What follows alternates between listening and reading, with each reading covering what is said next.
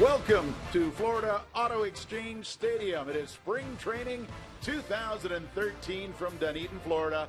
A definite Canadian flavor because it's a little chilly in Florida on this Saturday afternoon. Wind is blowing out as the Philadelphia Phillies make the short trip to Dunedin to face the Toronto Blue Jays. Hi, everybody. I'm Rob Foltz, filling in for Buck Martinez, who's busy with the World Baseball Classic. Delighted to be joined by Pat Tabler. And Pat, in the offseason, Alex Anthopoulos was a very busy man, adding 3 important arms to the rotation. Mark Burley got 2 strong innings yesterday against the Tampa Ray.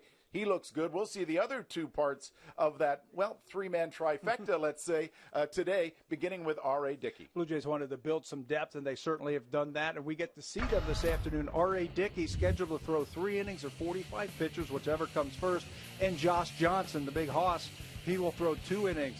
They wanted to build some depth in that starting rotation. They've got guys who will give them innings. 200 innings plus for Dickey the last 2 seasons.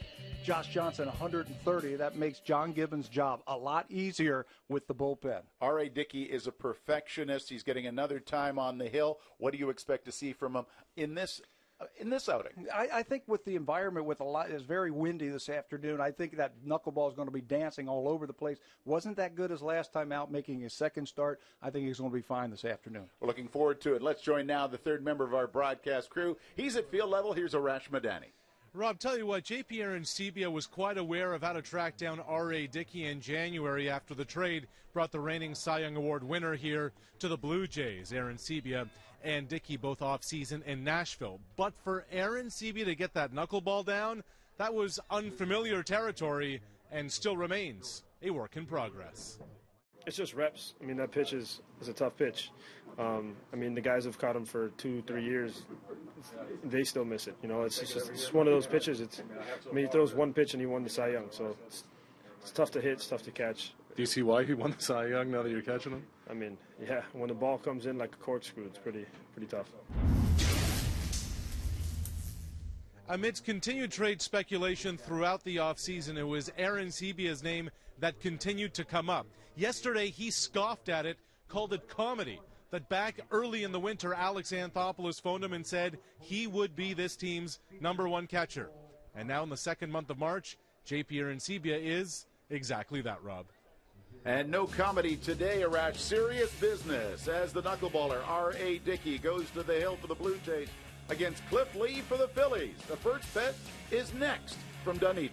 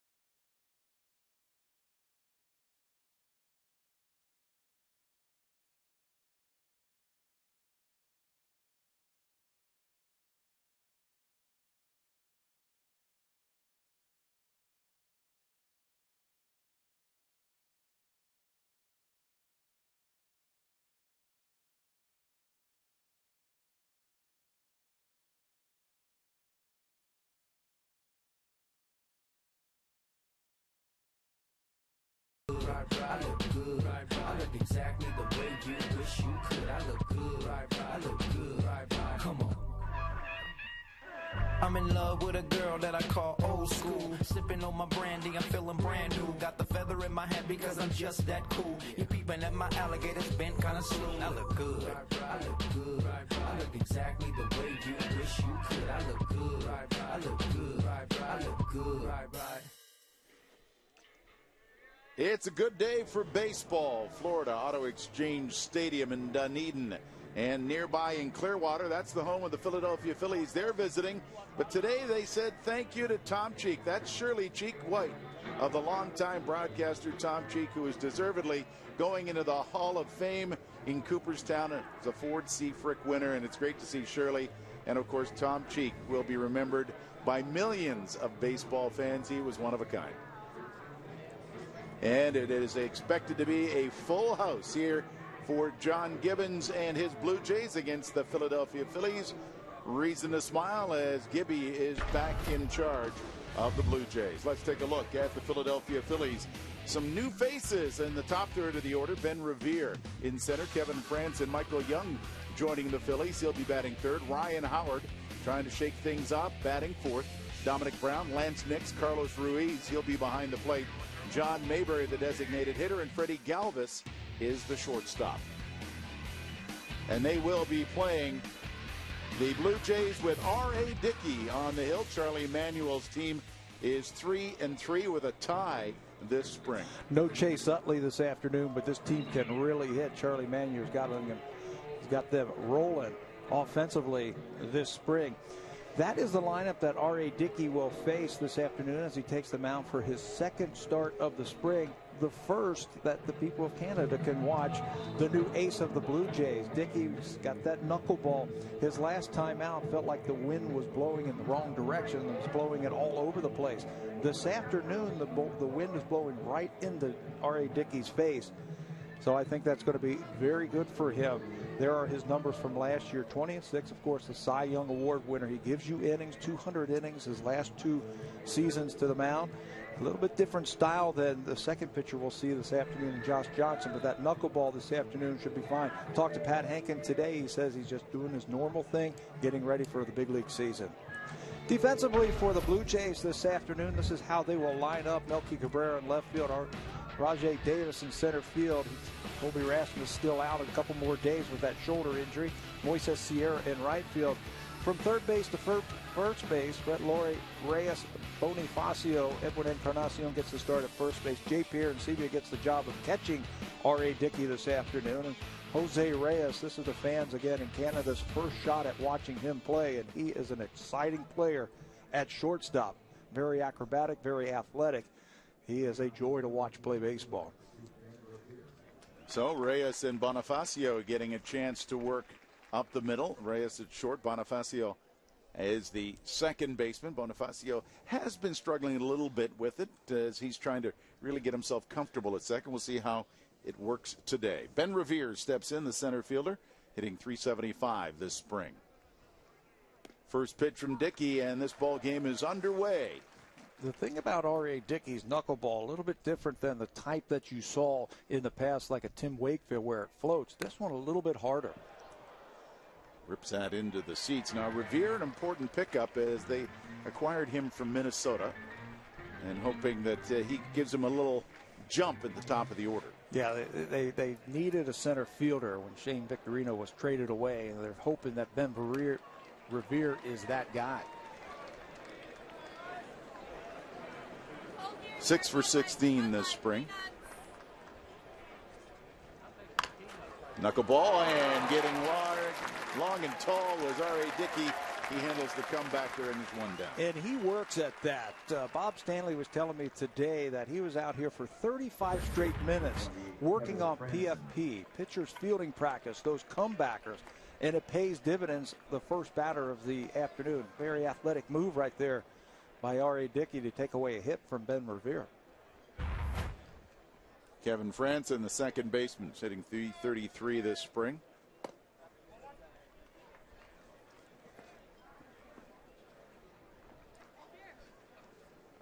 Last year, a .338 hitter. Fly ball right field with the wind carrying out.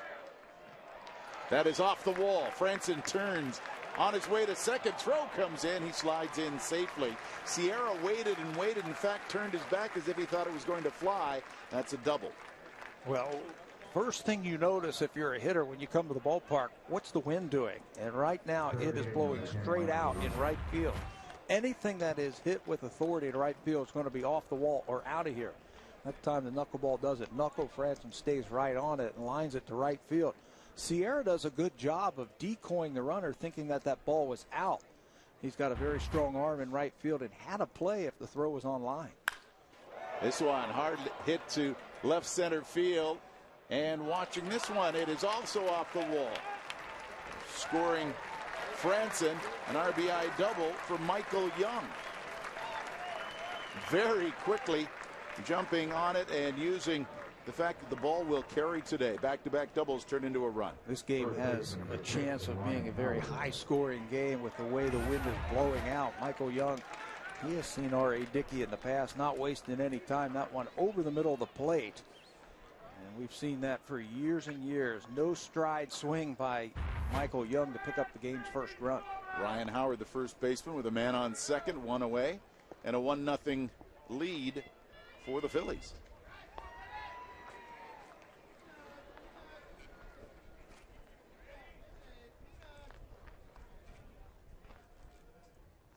Howard having a very good spring right now, 8 for 18. 1 home run. He's driven in 5, and of course for him this is a kind of a bounce back year. He had the Achilles tendon problem last year. Did not start the first couple of months. Fly ball, left field, back it goes, and away it goes. A 2-run home run for Ryan Howard. And the Phillies take a 3-0 lead, his second home run of the spring. On a day like this afternoon, all you have to do is get it up in the air, and you're going to pick up extra bases. Ryan Howard has outstanding power the other way. And when he waits on that knuckleball, he lets it get a little bit deeper, and that allows him to drive that ball to left field. You see how he stays back. Hardly any stride, just like Michael Young. Just uses his hands and powers the ball up into that jet stream. And the Phillies, just like that, 3 runs. See the power. He went after it. Lance hits it hard. Ground ball through the right side and into center field. 4 straight hits for the Phillies. That was Dominic Brown, right? Yeah, he's having a great spring. I told you at the outset that this team has been swinging the bat. Charlie Manuel has got them swinging. And they're showing why. First inning, they've hit the ball hard. 4 out of 5 batters that R.A. Dickey has faced. Here's the pitch. Knuckleball, that one does not dance a whole lot, just stays over the middle of the plate and allows Brown to extend those arms. Lance Nix, the right fielder. Brown at first, a 3-0 lead for Philadelphia. This one, going the other way down the line, foul. Nix at 246 last year. He's in the mix for the outfield, corner outfields. The Phillies are auditioning 4 or 5 players to become their corner outfielders. Lance Nix in the mix. Knuckleball for a strike. And Dickey ahead.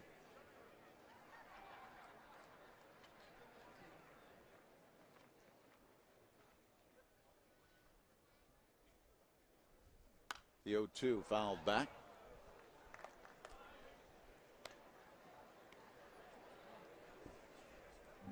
Four straight hits for Philadelphia after a ground out to begin this inning, including a 2-run homer by Ryan Howard.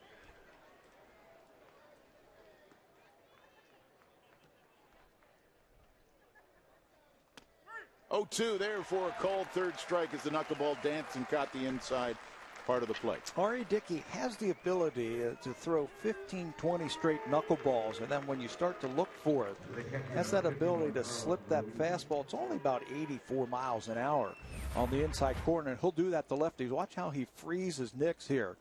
That's a 2-seamer right there, right over the inside corner. He was sitting on that knuckleball. Carlos Ruiz, the catcher, hitting .429 for the spring. very early on watching the rotation of that knuckleball. What it's doing, it's just staying in the strike zone. It's not really dancing. He has the ability to make the ball go down right when it gets towards home plate or shift to the left. Right now it's staying right on that hitting plane. Dominic Brown at first base.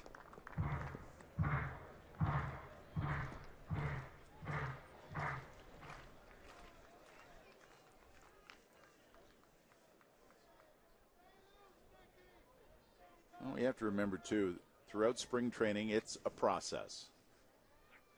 Well, he is on pace. He's going to throw 45 pitches or 3 innings, whichever comes first this afternoon. And getting a feel for the knuckleball and just building up your arm strength. Ground ball. Nice easy toss for the force as Reyes flips it to Bonifacio. That finishes off the first, but the big blast. A 2-run homer by Howard. Phillies lead 3-0.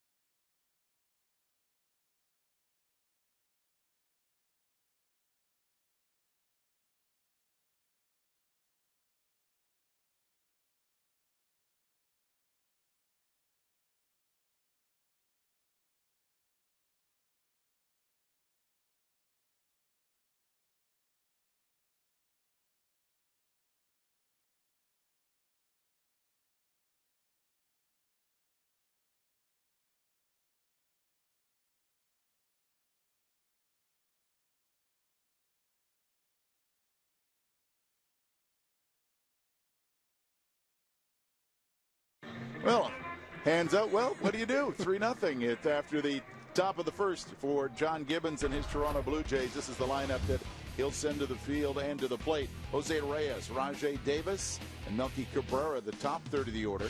Then Edwin Encarnacion, J.P. Arancibia, Adam Lind. Lind, the designated hitter this afternoon. Brett Laurie, Moises Sierra, and Emilio Bonifacio wrapping things up against Cliff Lee, a veteran. One of the strangest years in Cliff Lee's career. Just a 6-9 record. He made 30 starts last year. Quite possibly through the best baseball career, just didn't have anything to show for it. He had 15 no decisions in those 30 starts last year. Fastball, lots of strikes. He'll move the ball in and out of the strike zone. Just get up there ready to swing the bat when Cliff Lee's on the mound. Jose Reyes is the first batter. Jose having a very good start to the spring, hitting .545.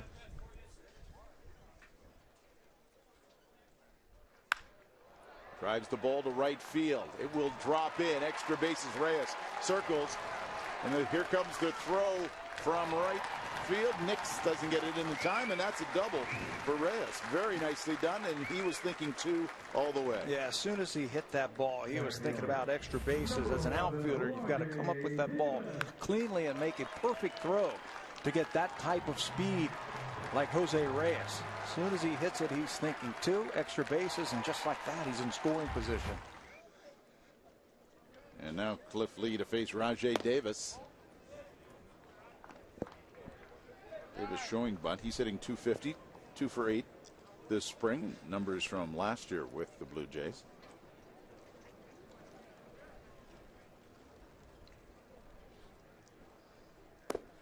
You know, I suspect the Blue Jays are going to cause all kind of problems for the opposition in the first inning. When you've got a Jose Reyes leading off and the element of speed that he brings to the ball game, you can plug in a Rajay Davis right after him just as fast as Jose Reyes. Sends it the same field and right to Nix. He had to move in, then take a step back. Gets the ball in quickly, and that freezes Reyes at second base. The pressure that they can put on an opposing pitcher in the first inning, very lethal. Left fielder, number 53, Melky Cabrera. Reyes took a good look to see whether or not it almost appeared that ball was going to get down in front of Nix. You know, if it wasn't blowing the wind as hard as it is now, that looked like a base hit off the bat of Rajay Davis. Left fielder Melky Cabrera. Another one of the big acquisitions by Alex Anthopoulos in the offseason. Cabrera hitting .250 this spring with a run batted in.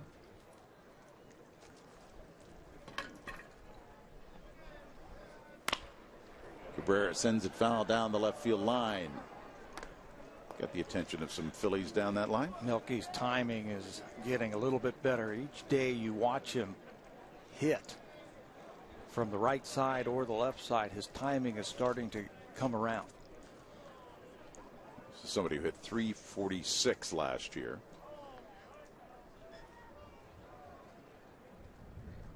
We've seen all the headlines about Melky. He's addressed those and just working on this season.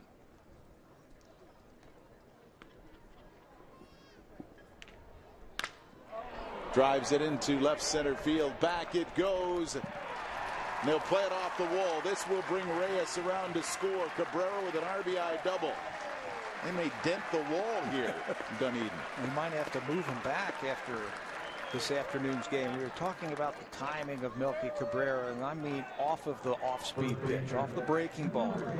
And that's what he gets right here from Cliff Lee. Watch him stay back just a little bit longer and then belts it in the left center field.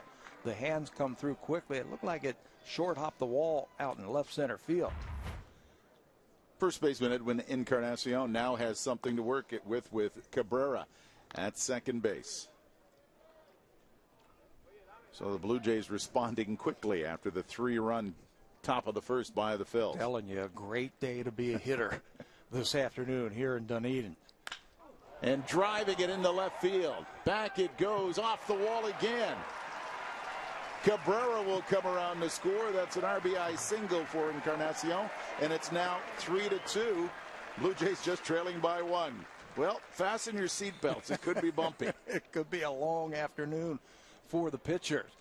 Blue Jays get 2 of them back quickly. One of them right here is an Encarnacion lines this pitch. He will pick up his second RBI with a double off the wall in left field.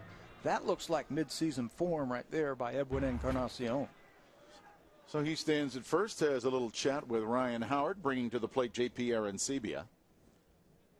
JP also ready to pack his bags and move on to Phoenix for the World Baseball Classic, playing for the USA.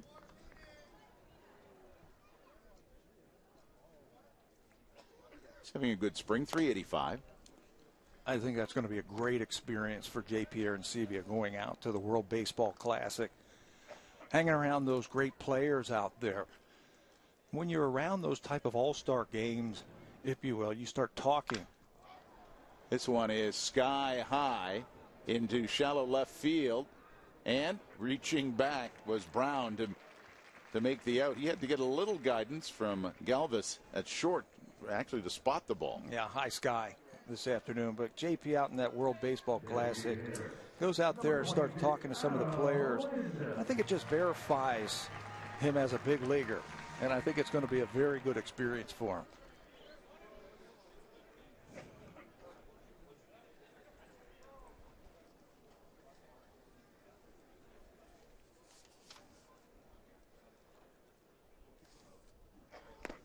And while Arancibia is away, that's where Blanco and Toley will really establish themselves. Adam Lynn, the designated hitter, 11 home runs last season, and an up and down year, looking to get back on the upside. Well, he looks healthy. He has been battling some back injuries over the last couple of years, where he just hasn't been able to get his lower half into swings. Last year, a lot of times you just see him with an upper arm swing. He just lost the power. This year, he looks healthy. He's been turning on some balls. Looks very fit. Feels good. And if he's comfortable, and that puts the Blue Jays in a great position for wherever Lind might end up in the lineup. Well, he's a left-hander with power. And Blue Jays have a lot of right-handed power. And Bautista, Encarnacion, Arancibia, and Laurie, but they don't have that left-handed thumper in the middle of the lineup. Lynn can certainly do that. Just go back to that big year he had a few years ago. 300 average, 35 home runs, 100 driven in. Oh, looks at a third strike on the outside part of the plate from Cliff Lee, but the Jays respond with two of their own. It's 3-2 Philadelphia after one.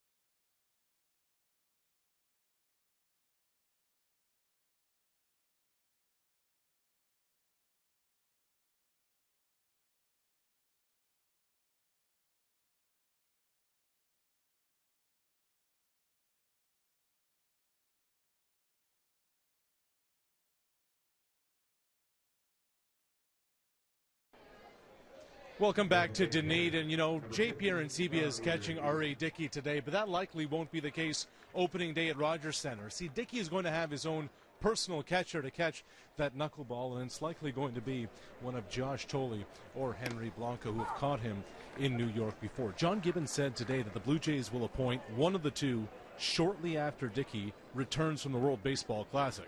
Tolley's 26 with options, Blanco 41 on a non-guaranteed deal. And the reigning Cy Young Award winner wants this resolved quickly after he returns from Arizona, Rob.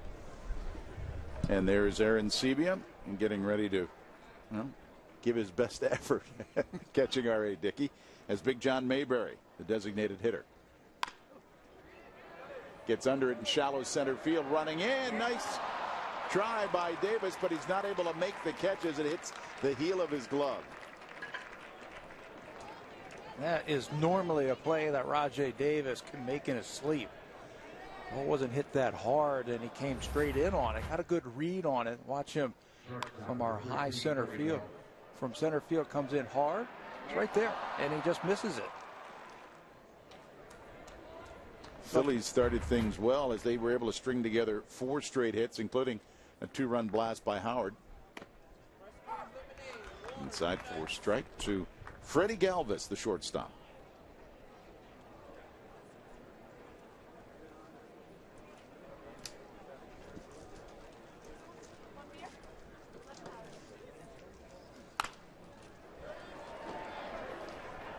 Galvis able to catch up with it, but you could see how it almost fluttered just before he took a swing at it. And that's not normal for R.A. Dickey. He's usually throwing a knuckleball that's a little bit firmer. And right when it gets towards home plate, it dips and darts. Line shot. They got an easy double play as Mayberry was on the move. Reyes makes the liner and then just flips it over to Encarnacion to finish off the double play. Charlie Manuel gassing wrong right here. As a hitter, you want to try and get that ball on the ground.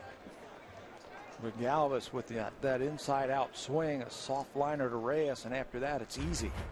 Across the diamond for a double play. And in top of the order, Ben Revere.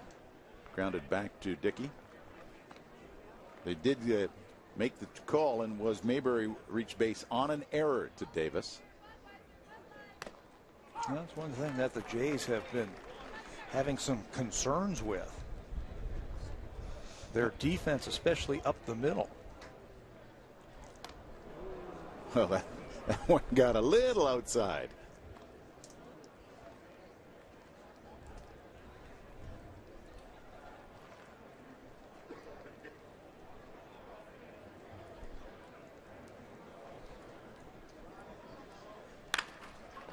Oh, playing on the infield grass. Nice grab by Laurie. Throws it over, but it gets away from Encarnacion. That will get Revere into second base. So another error after on the infield grass. Laurie made a terrific stab.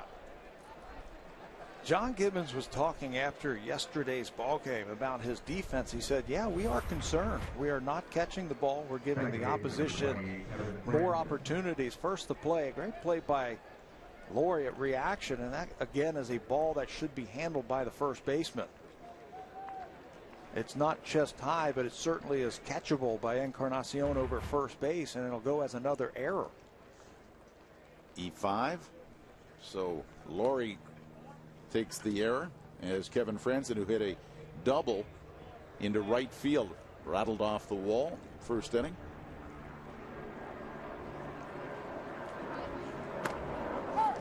You hear managers talk in spring training, well, it's early and we've got time. I thought John Gibbons yesterday was very flat. Hey, we got some concerns. We are not catching the ball and we're giving the opposition too many chances. Runs up that pitch count. Pitcher's got to stay out there just a little bit longer. And you open the door like that, then teams just love to run right through. Well, especially on a day like this afternoon where the wind is really blowing out. The 1-2. Ground ball. Bonifacio makes the play, and that will end the inning, leaving Revere on the base paths. Inning and a half complete, and Phils lead by 1.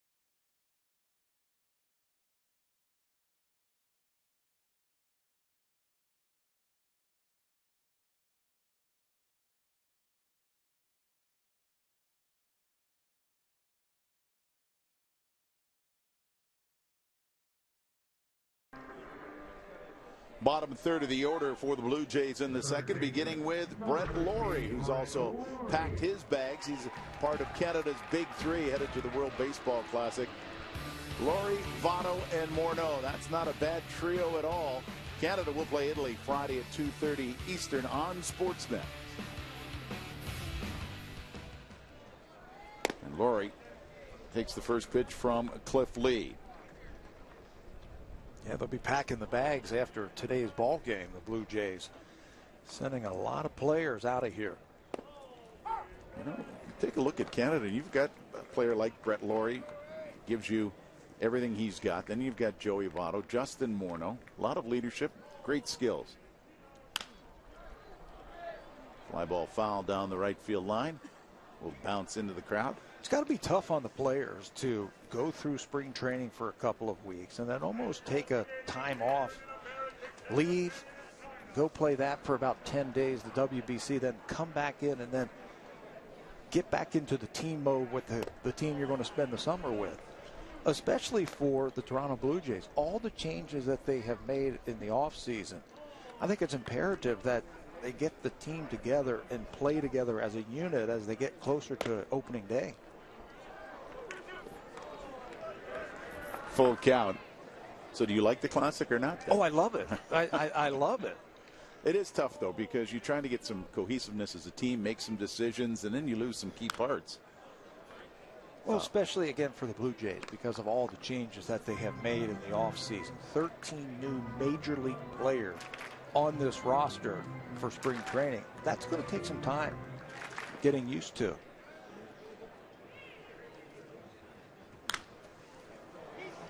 Very high.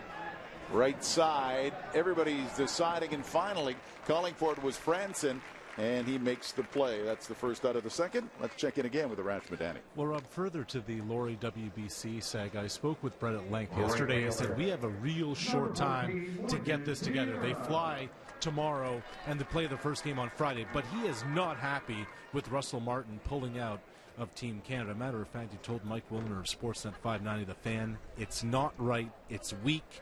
I'm going out there 100 miles an hour, any position. I don't care if I'm pitching, playing center field, catching. We're going to go find someone who's more than willing to go out there and get it done for Canada, no matter where he plays. So not a real happy Brett Laurie with Russell Martin not playing for Canada next week. Wow, strong words. Moises Sierra, the batter. 0-2 the count right now. Reaches out, sends it foul. Well, you know what? There's two ways you look at that. I'm delighted that Brett Laurie is so pumped up to play for his country in the World Baseball Classic. I think that's the kind of spirit you want going in. Let's go in, boys, and let's win it. That's the good part about the WBC. He's already in game mode. He's got a game face on already, and he hasn't even started. However, to get into a war of words with somebody like Russell Martin, that's a tough thing to do.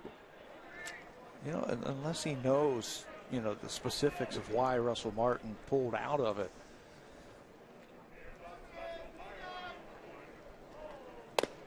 Ooh, looks at a third strike after Sierra fouled a couple away. Watch that one into the glove, and he is the second strikeout victim for Lee. Cliff Lee was throwing a lot of slow curveballs to Moises Sierra, and he fouled him off. This time, looks like he threw a cut fastball that surprises him, and it's right at the knees on the inside part of the plate, freezing Sierra for his second strikeout. 34-year-old kicks and delivers to Emilio Bonifacio. Second baseman, 258 last year in his time with the Marlins. Again, another speedster. Hits the ball well, left field, back it goes. Brown takes a look as it goes out of the park. A home run for Bonifacio. We talked about his stolen bases. Bat's not too shabby. Well, the first thing you think of when you think of Emilio Bonifacio is speed. And he can play different positions, but he can swing the bat a little bit. Time didn't waste any time. Early in the count, looked like he tried to come inside. Lee did. Bonifacio was waiting for this one. Get it up in the jet stream. And you've got a chance this afternoon. And it sails away. You could see Dominic Brown start to go back that way and then go, nope. Solo home run. Top of the order, Jose Reyes. He hit a double and scored first inning. Now the game tied at 3.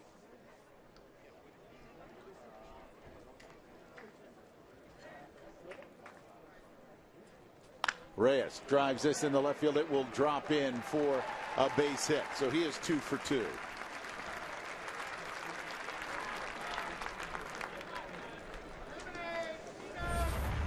Bonifacio at the bottom of the lineup. Think about him. If he's in the lineup and he's hitting 9th, you get down towards the latter parts of that lineup and you think you got a breeze, you got to deal with that guy, and if he gets on base, turns the lineup over for Jose Reyes.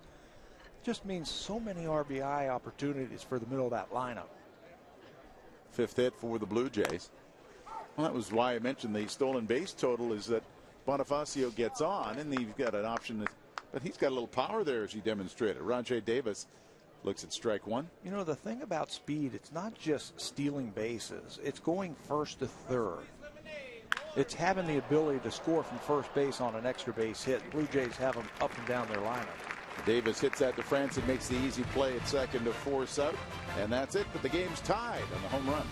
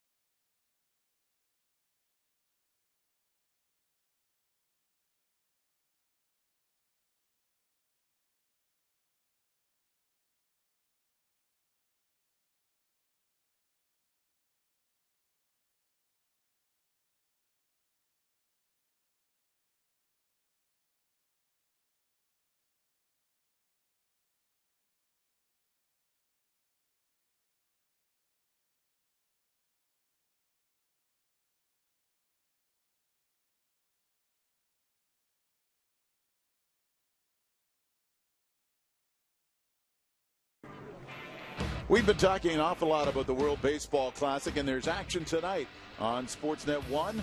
Cuba against Brazil. That's at 11:30 Eastern. That's from Fukuoka, Japan. You'll hear Buck Martinez. That's where Buck is working right now. And then the Netherlands against Chinese Taipei.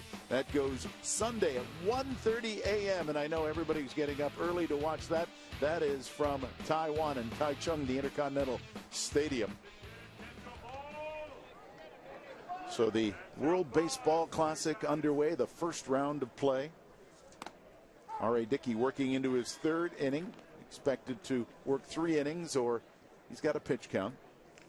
45 pitches. What do you say, 45 to 60, depending on how easy they were. But not more than that, right? Well, yeah, they're hoping to get to 45, maybe 50 if they have to push them. Ground ball snap by Laurie. He makes the throw over, and Young is retired. Pete Walker has been in contact with Greg Maddux, pitching coach for the WBC team, and they wanted to slot R.A. Dickey into this spot so the day before he leaves to take off, he is at 45. First round of the WBC, there is a pitch count. Okay. It's at 65, so he should be able to do that, get to 45, 50 today, so then the next time he can jump up to that minimum of 65. Well, the shift is on for Ryan Howard. There's no shift necessary in his first at-bat when he hit a 2-run homer over the left field wall. But I found that interesting that Pete Walker was going to be in contact with Greg Maddux for the pitchers and the players who are going to be going to the WBC. There's the shift that you were talking about. That's Brett Laurie in short right field. Playing Rover. Worked out for him the other day when they were in New York. Well, usually you just see everybody kind of shuffle over it, and Laurie had to make the big run to get into shallow right field. The reason they do that, he's such an athlete, and they want that athleticism in right field. Ground ball handled very neatly, and an easy play. 4-3 as Howard goes down. Well, and we were talking about players headed off, and the Blue Jays have a good contingent. Laurie, Lowen, and Magnuson going to the Canadian team. Reyes, Encarnacion, Sierra, and Nanita to the Dominican Republic team. And for the United States, Dickey and Aaron Sebia. I was talking to Alex Anthopoulos this morning. I ran into him in the offices, and we were talking about the WBC. He was telling me how they were all taking off, and I said, Jose Bautista, no. quite quickly, Jose Bautista not going to the WBC. Phillies have 11 players and 2 coaches taking part. And there's a very strong Canadian contingent as Dominic Brown is behind 0-2. Philippe Aumont, Pete Orr, Tyson Gillies, and Jay Johnson will all be suiting up in red. Brown singled in his first at-bat. R.A. Dickey seems to have got things under control. 2 ground ball outs. In fact, 3 straight ground ball outs going back to the last out of the second. Fly ball to left field. Cabrera goes back, reaches up, and makes the play. And that's all for R.A. Dickey and the Phillies through 2.5, tied at 3.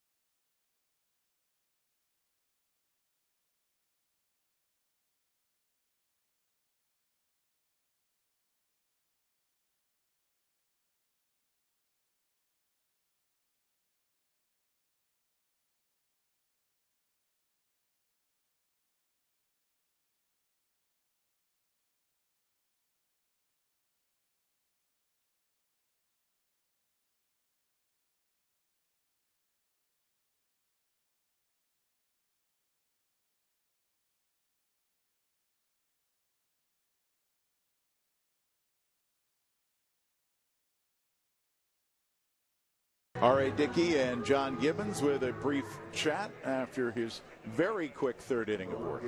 You know, after that first inning, he started getting that knuckleball over, getting it down. It looked like he would have had a 1-2-3 inning in the second inning, but the Blue Jays kicked it around a little bit. That time, much better. It looks like he's trying to talk him into letting him go out there one more inning. But John Gibbons is saying no. Start things off, and the Blue Jays have a third. Melky Cabrera looks at a strike. Edwin Encarnacion, J.P. Arancibia. Tied at 3. Phillies with 3 runs on 4 hits. Blue Jays 3 runs, 5 hits. They've committed 2 errors. With Pat Tabler and Arash Madani, I'm Rob Falls. Great to be with you on a chilly day in Dunedin. 52 degrees Fahrenheit. Now, if my conversion is still good, that's 14 degrees Celsius. However, at home, I believe it's -2. I'll take your word for it. I have no idea. Cabrera hits it hard into the gap. Coming in, what a diving catch for Ben Revere. Wow. He got over in a hurry, dived flat out to make the play. That is what's called closing speed right there, if I can use a football analogy. Watch the jump he gets. It looked like it was going to just fall in. And at the last 10, 15 yards, he had another gear. And he came in and took a hit away from Melky Cabrera. That's what the Philadelphians wanted to see when they went out and got Ben Revere from the Twins. That was a beauty. You can mark a little star next to that one. Edwin Encarnacion singled. A bouncer here. Lee fields it, turns, and fires it quickly to Howard. And now Lee in a comfort zone. Got a big boost from the center fielder with a great catch, and then fields one himself, and it's 2 down. Number 9, J.P. Arancibia flied out to left field in the first inning. Blue Jays scored 2 in the first, added 1 in the second on the solo home run by Bonifacio. Last couple of innings looked like what we anticipated from Cliff Lee and R.A. Dickey. A couple of aces going out there, throwing some zeros up.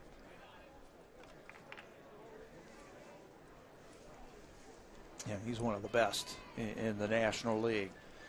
He showed at the top 6-9 record, but an ERA of around 3. That is hard to do. Oh, and look at that. Breaking ball breaks in. It's a 3 up, 3 down third. It's tied at 3 after 3, and Johnson go to the hill for the Jays.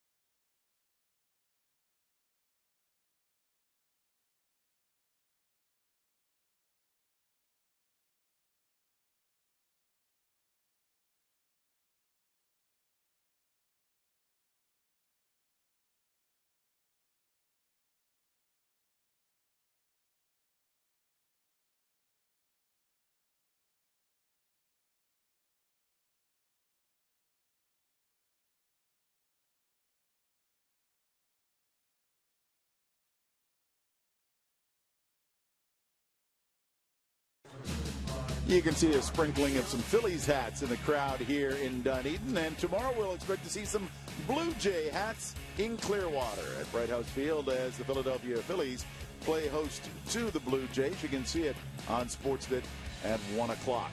Eastern Time. It'll be Ricky Romero versus Aaron Cook in tomorrow afternoon's game. Should be a lot of fun also.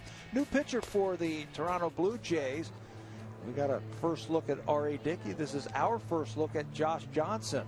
There are his stats in 31 starts with the Miami Marlins last year. 8-14. Again, a losing record, but a great ERA of just 3.81. He's a power pitcher. We were talking in the opening about the two aces, if you will, these two. We get a chance to see them for the first time. Different styles. With Dickey with the knuckleball. Josh Johnson's more power. I was going to say, would you call him the Big Hoss? He is the Big Hoss. 209 innings in 2009, then some injuries, some arm injuries in 2010. But back last year, right around that 200 inning again, at 191 innings, second highest total in his career last year. And this one chopped by Lance Nix right to Encarnacion. He puts up the stop sign and makes the play unassisted for the first out in the fourth. Tied at 3 at Florida Auto Exchange Stadium.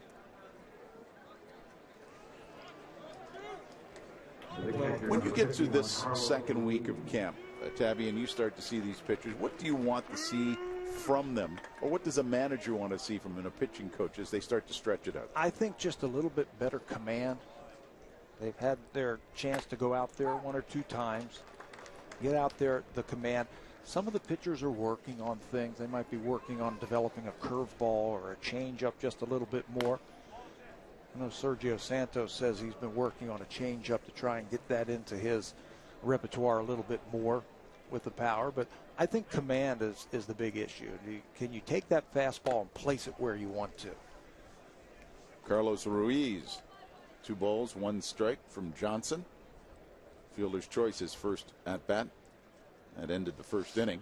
A 3-run first inning for the Phillies. And since then, R.A. Dickey has settled things down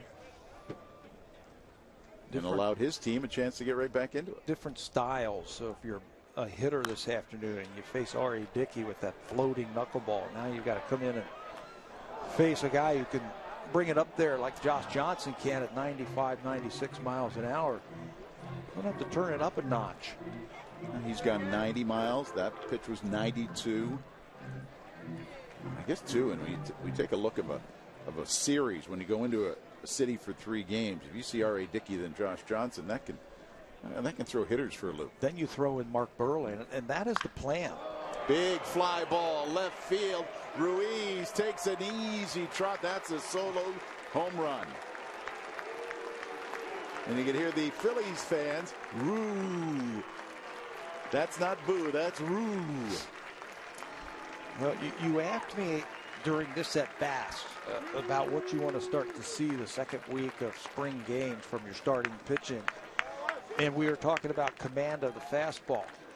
The first couple of pitches, Josh Johnson threw fastballs down and away. This one got away. Fastball over the middle of the plate, inner half, and he knew it. You can see the reaction from Johnson as soon as he let it go. And Ruiz with the swing, he knew he made a mistake. Inside to John Mayberry, reached base on an error. That was the play that Davis came charging in on it, and the ball went off the heel of his glove. That froze him, 91 miles an hour. Hit 14 home runs.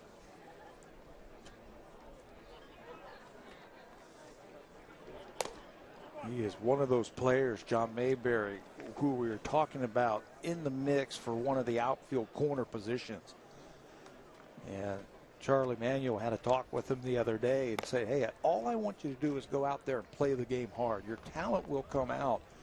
And you're right. He does have the talent. He just has to go out there and do it on the diamond. Drives this one to center field. Davis takes a good look at it. A few steps back and makes the out. And look at his career. He made it into the majors in 2005 and has been an all-star twice. Yeah, he came up with the reputation of a big power pitcher, and I remember watching him his first couple of years when he was with the Florida Marlins. Games down there, just dominating it with your fastball. The thing I think that separates him from those big power pitchers you've seen in the past, he can spin a breaking ball. used it a little bit more last year, that 92-mile-an-hour fastball. But he can spin a breaking ball, and he's starting to use it a little bit more in hitters' counts. Again, Galvis, the batter, lined out to short in the second inning. He's got Brett Laurie drawn in on the infield grass on the left side. You know, the one thing pitchers shouldn't be worried about this early in spring training is trying to light up that radar gun either. Right now, you're just trying to get into your form and stay within yourself. Don't overthrow. We saw Brandon Morrow, the first game that we did last weekend. He wasn't throwing hard, but he was staying in his windup, staying with his mechanics, working on breaking balls. And on the outside part of the plate, 92 miles an hour. Outlooking is Frank Galvis. That's a pretty good inning, except for the solo shot by Ruiz.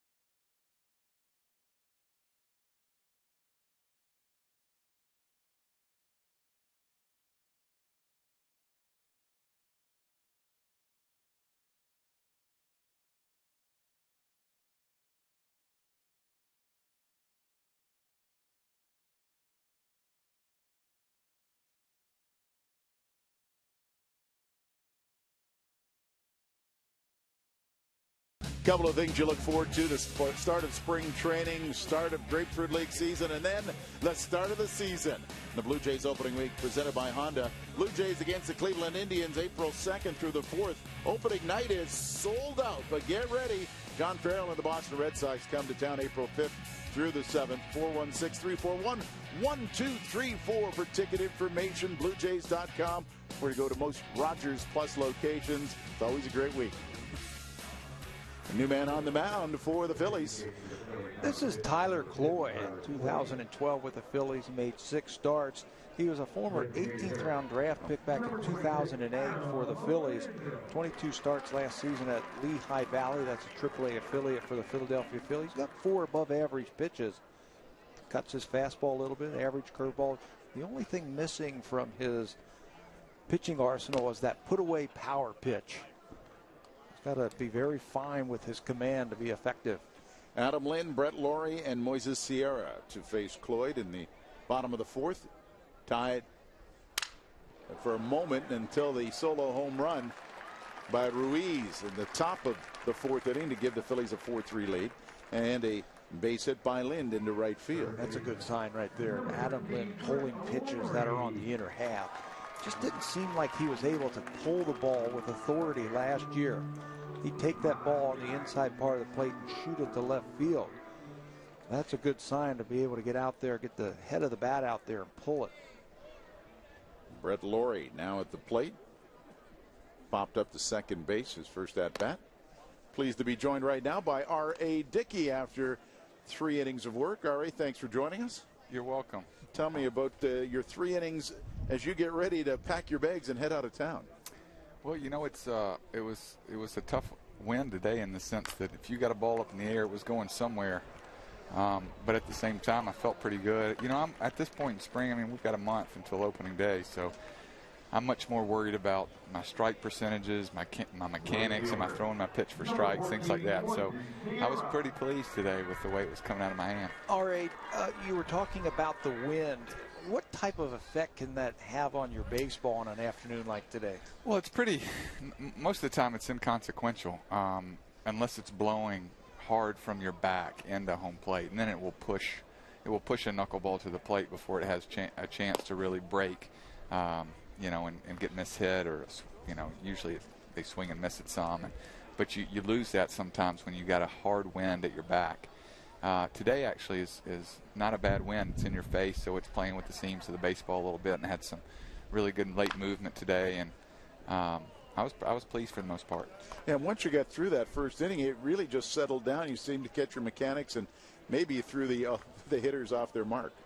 Yeah, that's the hope. I mean, you're out there to eat up innings, and there's going to be times over the course of the year where you give up some early runs, and you got to keep your team in the game for 6 or 7 innings. I mean, that's what I'm paid to do, and I take great pride in that, and hopefully I can make an adjustment like I did today early on to produce those innings when we need them. But it's, I've got a month left, and I've got probably on average about 2 or 3 more mile an hour to kind of settle into a velocity and things like that. But the WBC should help with that. I'm going to go and get in some real live action. It'll be fun. How about working with J. Pierre and Sebia this afternoon? How's he coming along? I noticed he was using a different type of mitt this afternoon, and he looked very comfortable to me. Yeah, he's come a long way. We met together in Nashville, Tennessee, and threw together this off season, and he's just grown and grown. And I don't have any fear when he's back there throwing a knuckleball with a runner on third, and we're up by 1 or a tie score. I have no apprehension at all, and that's a testament to him and his work ethic. And we've got guys on the staff that can handle me just fine. That's not a worry at all. All right, you're getting ready to lead to the World Baseball Classic. 3-2 count right now for Moises Sierra facing Tyler Cloyd. And you talk about getting the juice of an actual game. Does that then change your preparation, knowing that all of a sudden you're in a game that you've got to get the W as well as trying to do your work in the spring? Yeah, it is a little bit different mentality right now. It would be more akin for me to the last 2 or 3 outings of spring before I enter the regular season. Things are just ramped up a little bit earlier this year because of the WBC. The first 2 or 3 outings, you really want to make sure your feet are under you and your body's feeling good, and your muscles are cooperating, and your mechanic is right, and that's what I've been doing these first few outings, and I felt pretty good as far as that goes. But now it's going to be about results and about producing, and that's always fun. It takes it up a notch. You talked about adding 2 or 3 miles per hour. Is now the time to do that as you head to the WBC? Yeah, over the course of the next 10 days, I'll probably step on the gas a little bit more because I feel like I've worked into that since the beginning of spring, and just try to have as professional as an approach as I can, and it should be a lot of fun. I mean, it always, especially when you're playing for your country, and it means something, it counts for something. It's always, your adrenaline gets going a little bit more, and you've got to manage that too. And so it'll be a great exercise for me to get where I need to be. All right, enjoy the experience, and we look forward to seeing you in Toronto. Thanks a lot. I appreciate it. R.A. Dickey got himself 3 very good innings of work as he gets ready to pack his bags for the World Baseball Classic. He'll head to Arizona. Maybe a little warmer there. Will they have a mini spring training for the WBC? I don't know. Maybe it's just for sizing of caps and shirts and pants. Workout. They'll have their workouts and things like that as they get ready to start next weekend. You said, too, that's an influx of some great all-stars all meeting at one place. Runners first and second. Bonifacio is the batter. 2 balls, 2 strikes. A single to Lind, ground out by Laurie, and a walk by Sierra. And Bonifacio had a solo home run in the second inning to tie the game at 3. It's now 4-3 Philadelphia. Bonifacio rips this down the right field line into the corner. It will go. It will score 1. Getting the wave. No, now the hold side. Bonifacio has to go back to second. Held up at third was Sierra, but the game is tied as Bonifacio is hitting the ball very well on this Saturday afternoon. What you have to do as a third base coach, Luis Rivera out there this year for the Toronto Blue Jays, you have to know where you are in the lineup. Ball is smoked into the corner by Bonifacio, dug out by Nix, and he gets it in quickly. But what Luis Rivera has to figure out, hey, where am I in the lineup? I've got a hot hitter in Jose Reyes coming up right behind Bonifacio. I cannot run into an out. I've got to be 100% sure that when I send that runner, he's going to score. And big fly ball. And Reyes, you talked about hot. How's that for hot? 3 for 3. He now has a double, a single, and a 3-run home run. Well, that's why you don't want to run into an out when you've got the top of the lineup coming up and a very hot hitter in Jose Reyes. Luis Rivera came all the way down that line and held that runner. And it worked out for the Blue Jays because of Jose Reyes didn't waste any time. First pitch, get it up into the jet stream. He picks up his first home run of the spring and RBIs. Blue Jays now with a 7-4 lead on the Reyes blast. Boy, it was almost like you read that perfectly. Well, another hot hitter coming up, and not just hot, torrid. Single, double, and a home run. And this is a ground ball by Rajai Davis down the left field line. Davis on his horse rolls into second, stand-up double. So hit parade continues for the Blue Jays. The ability to have hitters at the bottom of the lineup. Sierra with a big walk in the number 8 spot, and then Bonifacio, home run, and then a double.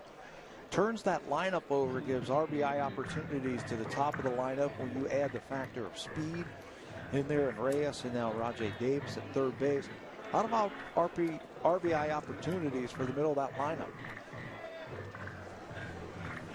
Melky Cabrera, RBI double in the first inning, and fly out was robbed, and a brilliant catch by Ben Revere in the third inning to lead off the third. Now has a man at second. 1 out. Blue Jays opening up a 7-4 lead. They can hit. Blue Jays have so many diverse hitters. If you need power, they've got that in a few players in Bautista, Encarnacion, and Lynn. And you want some speed, you've got that. And Rajai Davis, some switch hitters, and Reyes and Cabrera. Young, aggressive hitters, and Laurie and Aaron. See, they've got a little bit of everything offensively. It's such a balanced team, I think, this year, offensively. Floyd took a long look at second. This one is popped up. Galvis calls for it and makes the play, and that's the second out. Blue Jays snapped a 4-game losing skid in Dunedin by defeating the Tampa Bay Rays 5-4. Now getting some hitting done. They've got 9 hits and 7 runs on the board. Edwin Encarnacion is an RBI single and a ground out.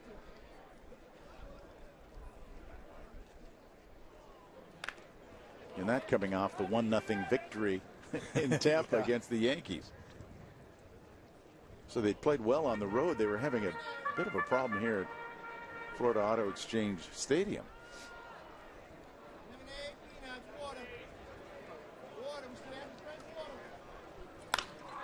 This one driven into center field. Revere tracking, makes the play, and that will finish off a busy 4th inning. Capped very nicely about a 3-run home run by Reyes, and the Blue Jays with a 7-4 lead.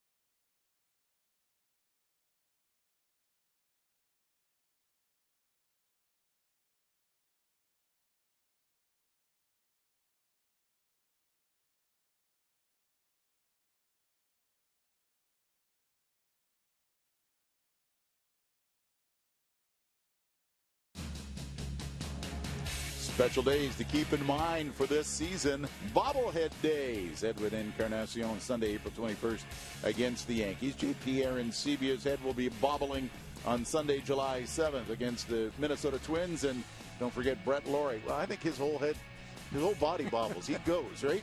And that's Sunday, August 11th against the Athletics. First 20,000 fans. Each game will receive a very special bobblehead. Make sure you go to BlueJays.com or Rogers Plus locations. Ticket information or 416-341-1234. Ben Revere to begin. And Revere drives the ball into right field, reaching up, making a brilliant catch. A brilliant catch was Moises Sierra. Oh, and he gives a little wave, too. Unbelievable. The way he reached up and over to make the catch. You know, when it left the bat, I didn't think he had any shot at making that catch. The ball was hit on a line by Revere, and it had a little extra juice with the wind blowing it away from Sierra. But talent-wise, Sierra brings a lot of tools to the ball game. He can run a little bit. He's got a fantastic throwing arm, and you can see his glove work right there.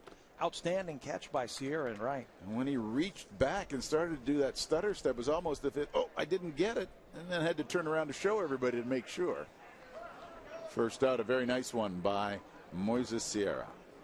Kevin Franzen, second baseman. Doubled and scored in the first inning. Grounded out in the second. Ground ball, diving for it. Bonifacio makes the play.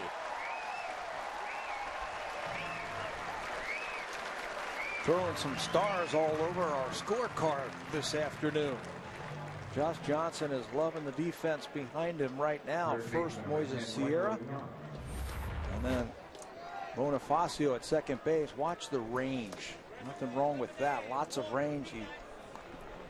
Spread eagle goes out, full, and an accurate, strong throw to get Franzen at first base. Michael Young. RBI double in the first. And this is an interesting pickup by the Phillies, Michael Young. Big ticket item. Coming off a not very good season. It's a ground ball. Laurie backhands. Waits. Takes a look and across it goes. It's 1, 2, 3 for Josh Johnson and the Blue Jays, but with a couple of beauties. One was the ground ball by Bonifacio and this one by Sierra. Oh, yeah.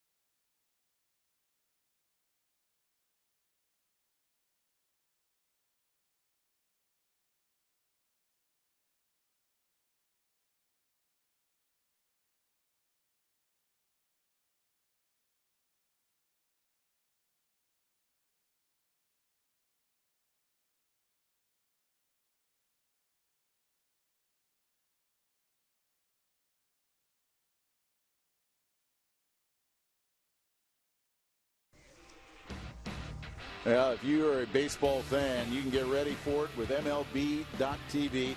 You watch every out-of-market regular season game live or on demand in HD. Watch up to 4 games at once. They've got multi-game viewing. You go to BlueJays.com for more details. Season subscriptions begin at $109.99. That's a baseball fan's dream. And they have just sent a great collection of players down into the clubhouse, down the right field line. Aaron Sebia starts things off, drives the ball just over the head of the shortstop. It bounces in for a base hit.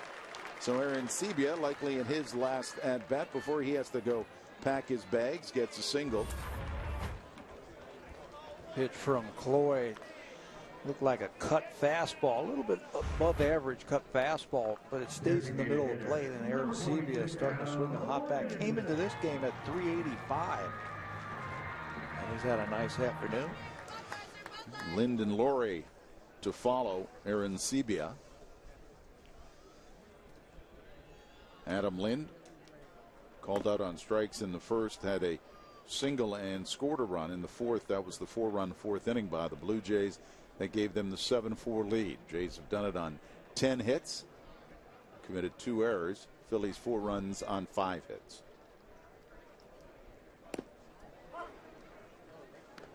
Floyd throwing a strike, 1 ball, 1 strike to Lind. You like the fact in his last at bat he was able to go into right field with it. Yeah, he was able to get the bat head out and pull it. Looks like they're coming inside again. That is a good sign when Lind is able to get the bat head out. I didn't feel like he could do that with authority last year and regularity. John Gibbons is certainly going to enjoy that as the manager of the Blue Jays. A little left-handed power. Sends that away. Adam spent time in Las Vegas and then with Toronto. And we want to welcome the fans in Buffalo, the AAA affiliate for the Toronto Blue Jays. Nice little ballpark. Great for fans in Southern Ontario if you want to see the AAA team in action. Lynn pops it up. Calling for it is Galvis, and he'll make the play in shallow left field. That's the first out in the 5th. Do you have your eraser ready on your pen there? Oh. You had just mentioned it before about all the players heading down to right field. Time for some wholesale changes next inning. Just trying to keep track of everybody, and then they get into the high numbers, and we got no chance. Well, John Gibbons told us yesterday as well. He wanted to get everybody 5 innings today, and then he says, "I'll start to make you crazy." I like his approach in spring training. He also said he likes to give guys playing 2 days in a row and then give them a day off. Get them some at-bats and some consistent at-bats for 2 days, then get them off their feet, then get them back in there for 2 days. That's why Jose Bautista is not playing this afternoon. He had played 2 days in a row. 1 ball, 1 strike to Laurie. Aaron Sebia at first. Blue Jays leading 7-4, bottom of the 5th. Grounds this one to third. Young goes to second on the first. Not in time.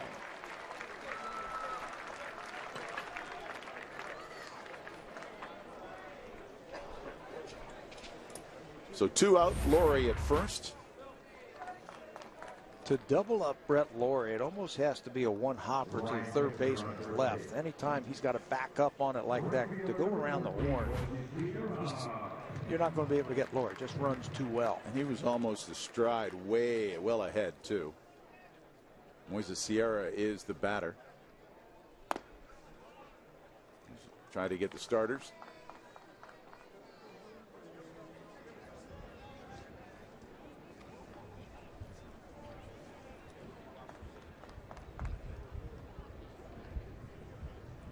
Sierra walked and now has a base hit down the line and left. This is extra bases. Gets right into the corner.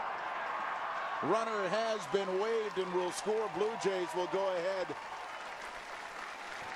by a score of 8-4 as Rich Thompson, who had pinch run for Laurie, comes around to score.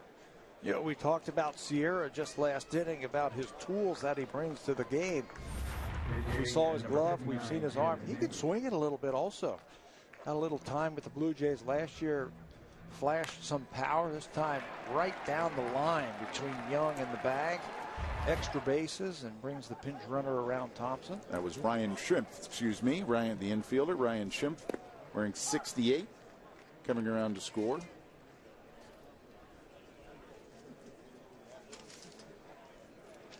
Jim Negrich is the hitter for Bonifacio. And that goes foul.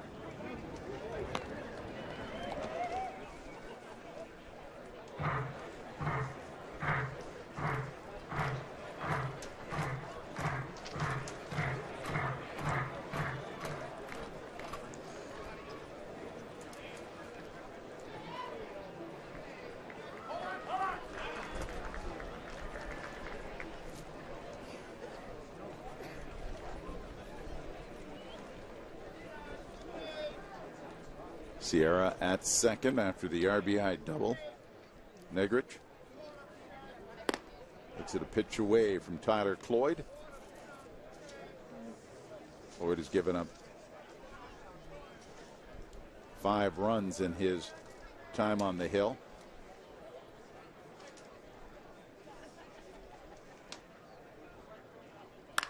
This one driven center field. It will drop in for a base hit. Getting the wave. Here comes the play at the plate. And coming in safely was Sierra.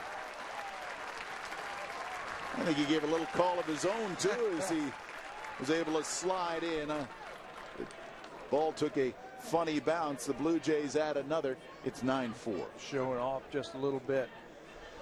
He has done a little bit of everything the last couple of innings. Has Sierra. Watch him come in and avoid the tag by Ruiz, and then show the home plate umpire Dan Iasonia just to help him out. Just to help him out a little bit, right? Yeah. There, I got Spring it. training for everybody.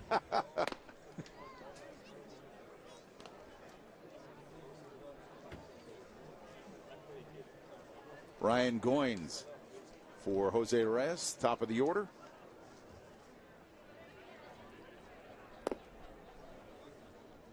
A very good 4th inning. The Blue Jays scored 4, including the 3-run home run by Jose Reyes. They've added 2 more in the bottom of the 5th, opening up a 9-4 lead on 12 hits. Boy, even the guys coming off the bench are going up there hacking. And that's going to allow the catcher a little chance to gather up. Watch as this comes in. Right off the foot of Carlos Ruiz. Dan Iasonia giving him as much time and made sure Ruiz was good. Phil Cousy at first, Mark Carlson the second base umpire, and Colin Klein handling things at third. Cloyd finishing up his innings of work here against Ryan Goins.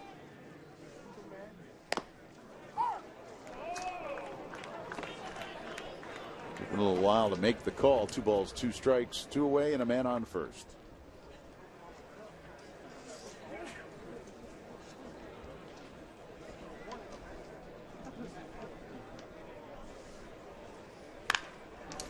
Hit hard, diving for it. Up with it was Howard to end the inning. Just falling forward. He's a big frame. Snagged the ball, but the Blue Jays scored 2 more.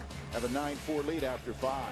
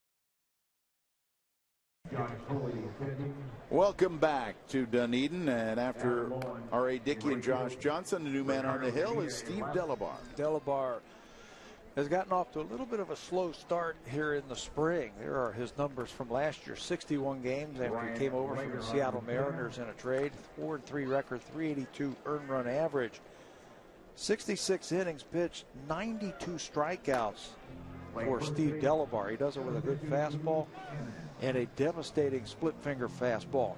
Now he'll get a ton of strikeouts. So far in the spring, he's been out there a couple of times. Just hasn't been able to get that command where he's been able to go down and away, especially to the right-handers. But he possesses an electric arm. And for Mr. Electric Arm, he's got some new faces he has to get used to as they've made some complete changes, a complete new defense for the Blue Jays. We'll get that to you. Phillies will start with Ryan Howard. Made a very nice defensive play to end the 5th inning. Jays with a 5-run lead. Right-hander Delabar delivers a strike, 93 miles an hour. Yeah, he's got the power arm out of the bullpen. Something that the Blue Jays were really lacking in last year, especially when Sergio Santos went down early in the season. Just didn't have that power coming out of that bullpen. And Delabar, big and strong. Been helping Brett Cecil with some of his training.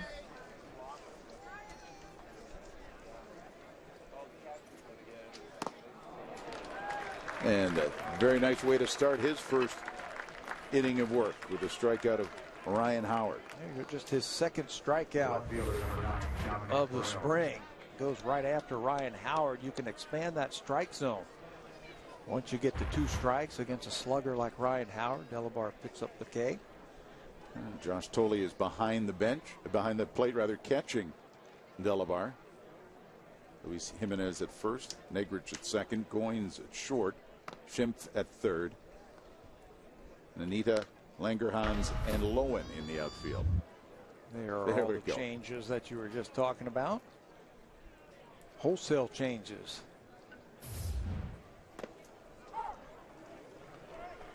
And the Phillies going Dominic Brown. Brown is 1 for 2 on the afternoon, single. He leads his club in home runs. He had a home run the other day over the batter's eye in Clearwater, straightaway center field. It was a bomb. Possesses power. Changed his batting stance a little bit. They lowered his hands just a little bit more. Anytime you have a chance to work with Charlie Manuel, you're going to be a pretty good hitter. There's Charlie. Yeah, with everybody packing bags tonight, with the 11 players from the Phillies and the players from the Blue Jays, we're going to get a completely different look in tomorrow's game in Clearwater. And another strikeout for Delabar. An off-speed pitch that fooled Brown. Well, he's got a couple of those pitches that he can go to. Again, a fastball in the mid-90s. A splitter, and that time looked like he got on top of that one and really drove it to the lower part of the strike zone. Right fielder Lance Nix called out on strikes and grounded out. A hopper here to Negrich. He makes the play. Jimenez handles that, and what a quick and efficient inning by Delabar. Blue Jays leading 9-4 to 5.5.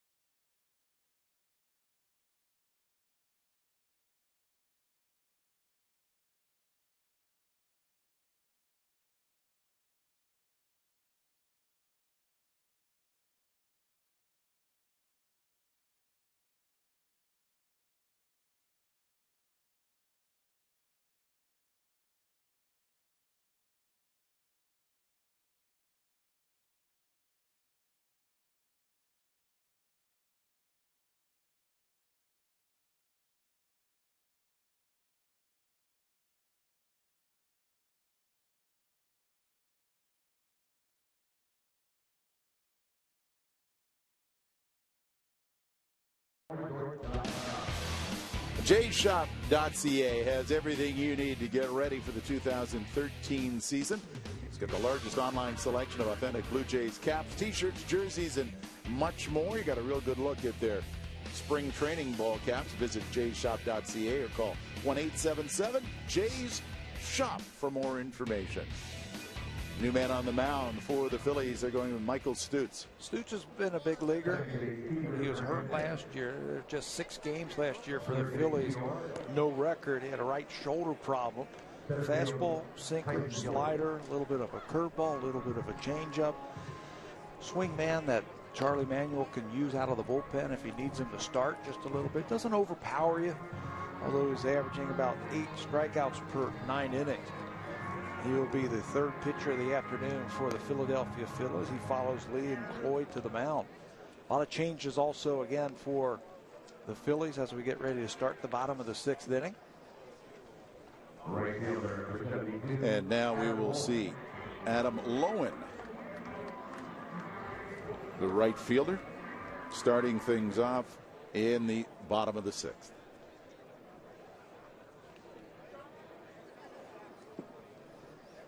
Well, I think the story of Adam Lowen well documented. You know, a highly touted pitcher, drafted by Baltimore. Injuries, inconsistencies, and now making the switch to a position player.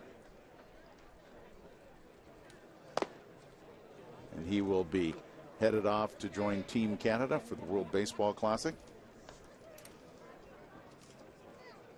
As Adam worked his way up, you saw his numbers at A-ball and AAA.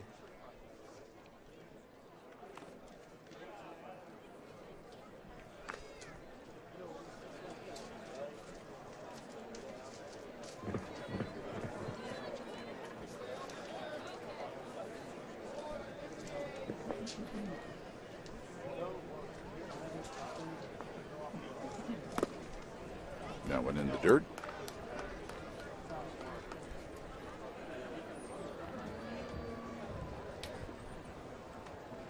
Blue Jays playing against this Phillies squad in Clearwater tomorrow. It's a very short commute for the team. We'll get our first look at Ricky Romero. Left-hander. Tomorrow afternoon. And expected to be an important part. So much has been said about Johnson and Dickey and Burley, but Ricky Romero and Morrow in that mix too. When you take a look at that 5-man unit, fighting this one off foul down the left field side. Remember we were talking earlier about J.P. and Sebia going to the World Baseball Classic and how that has a chance to really, you know, impact him and maybe learn something about himself.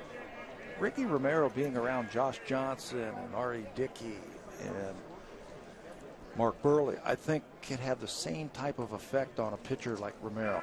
His stuff is way too good to put up the type of numbers that he put up last year.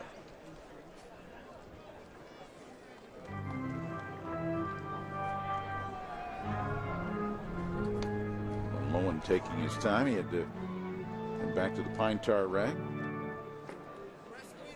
Breaking a twig there.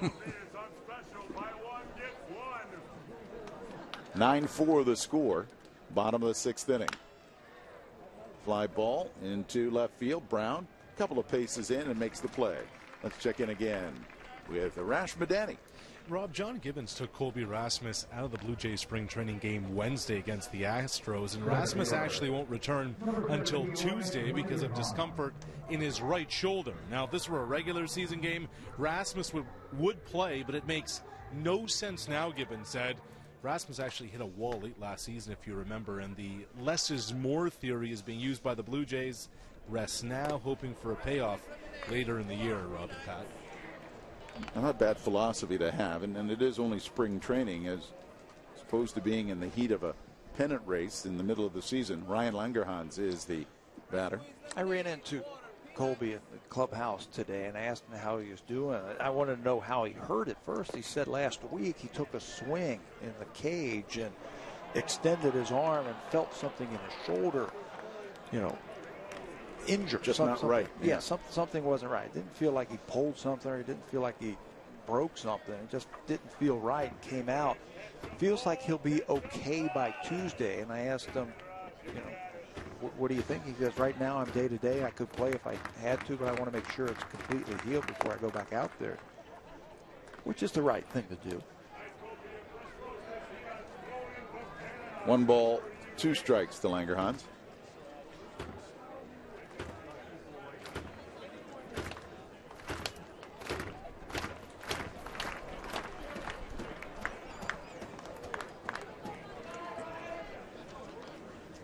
Well, checking in with us now is Steve Delabar. And Steve, I don't know if you even broke a sweat there. That's pretty good 3 up, 3 down for you.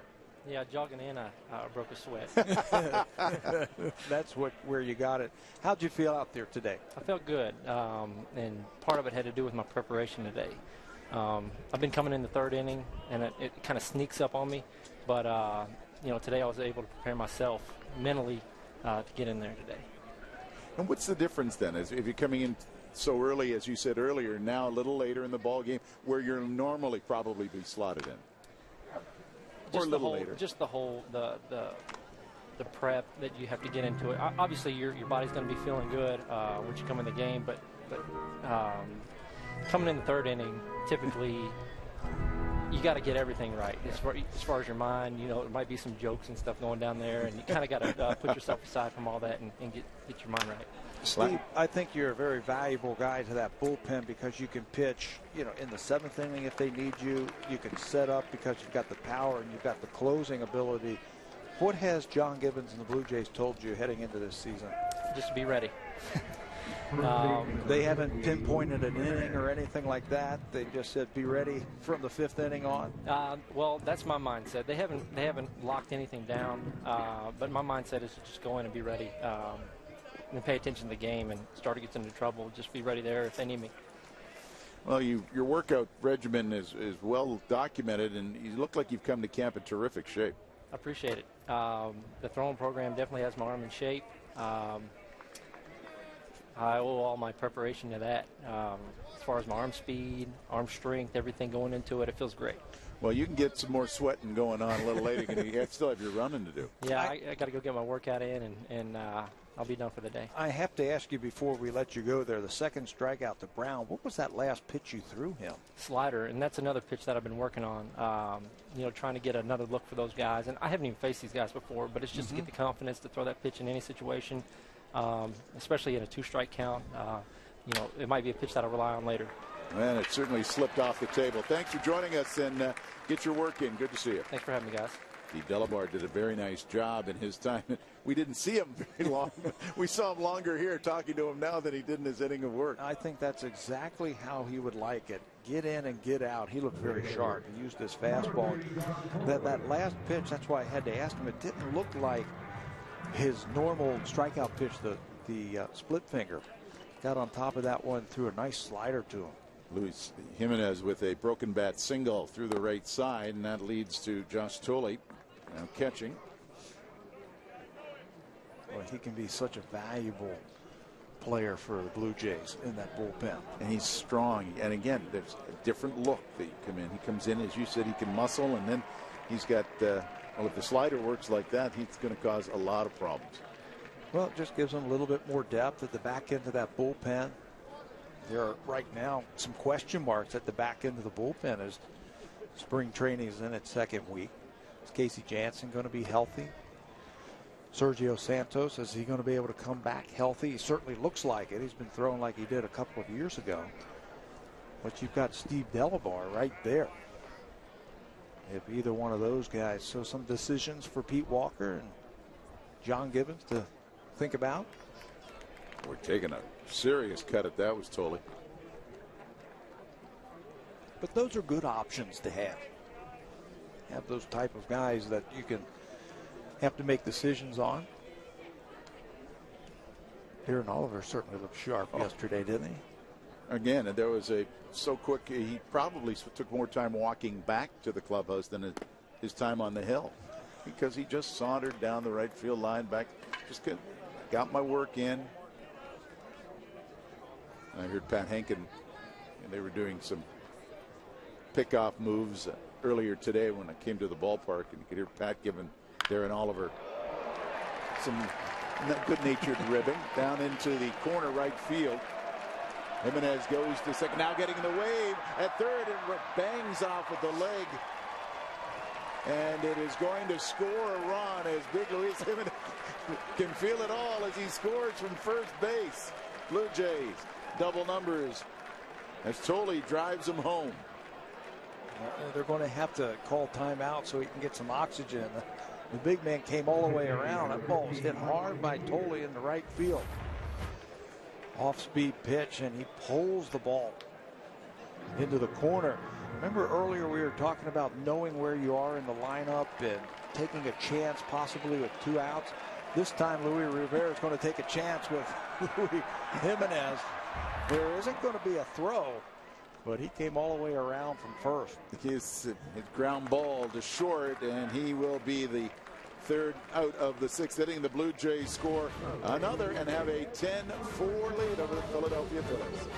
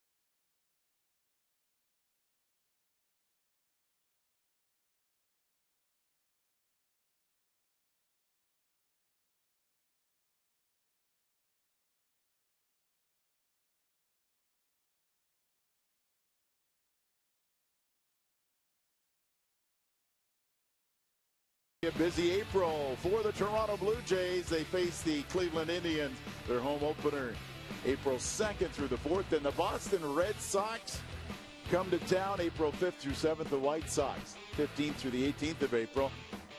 And get ready for it, the New York Yankees, April 19th to 21st. 416-341-1234 or BlueJays.com. The number to call for tickets. A very busy April at home. And Esmil Rogers now on the hill for the Blue Jays. The Blue Jays leading 10-4, 10 runs, 14 hits, 2 errors for the Blue Jays, 4 runs, 5 hits, and an error for the Phillies. Another power arm added to the bullpen for the Toronto Blue Jays. Esmil Rogers comes over from the Cleveland Indians. Quiet transaction by Alex Anthopoulos after all the thunder he went through in the offseason with those big trades with the with the Mets and the Marlins. But Rogers came over for Mike Aviles and Yan Gomes. Very quiet trade from the Cleveland Indians, but a big arm in the bullpen for the Blue Jays. We welcome those viewers on Sportsnet East who are watching the Ottawa Senators. Welcome to Dunedin, Florida. The sun is shining. It's a little chilly. The wind is blowing out, and we've got a 10-4 Blue Jay lead over the Philadelphia Phillies. The first of 2 games against the Phillies. They'll play in Clearwater tomorrow afternoon at 1 o'clock. Be able to see that on Sportsnet. Blue Jays using a couple of big innings to get things going. 4-run 4th inning, 2 in the 5th, adding 1 in the 6th. Carlos Ruiz, the catcher, hit a solo home run in the 4th inning. And it was a no-doubter.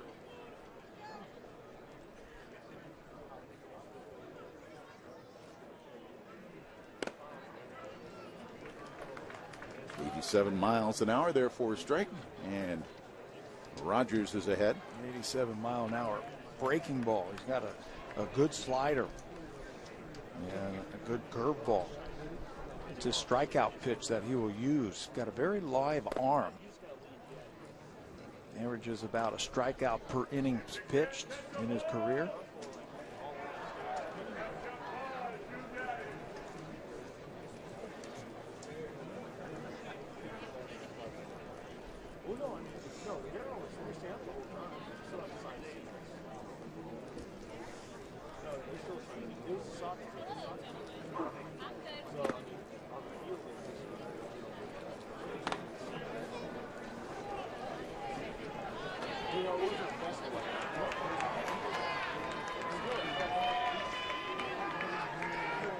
Two balls, two strikes to Carlos Ruiz.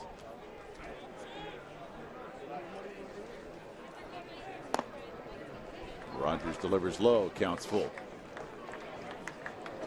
Really, from the first inning, there's only been one mistake by the Blue Jay pitching. That was the home run by Ruiz back in the fourth inning. Josh Johnson with 2 strikes missed the spot. Stellar since the first inning. 3-2 pitch. Misses, and it is a leadoff walk for Esmil Rogers. This copyrighted telecast is presented by authority of Rogers Blue Jays Baseball Partnership. It may not be reproduced or retransmitted in any form, and the accounts and descriptions of this game may not be disseminated without the express written consent of Rogers Blue Jays Baseball Partnership. I think that's the only guy in the ballpark who can get away with wearing shorts. He's working, making hot dogs and hamburgers by that warm he fire. He has a heat source there. That's right.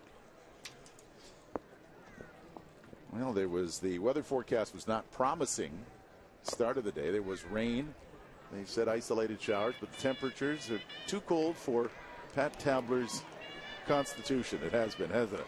He kept it. It's not what I was expecting, when I came to Florida. Now you look at that, you go, wow, that's perfect. I can't wait to get here. But you're in the shade. It feels like it's about 13 degrees. They were hoping that the temperatures would push into the 60s. And the rain has held off. The sun, I imagine if you're in the sun and out of the wind. Now, see, you can see everybody is well equipped for the conditions under the overhang. I talked to one lady. She's, I've got my blanket. I'm ready to go. I've got a hoodie and another jacket. Fouled back. John Mayberry. Mayberry reached base on an error and flied out.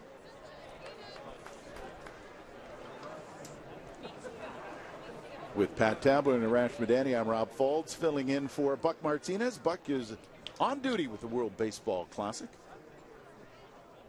We'll be back in this chair very soon.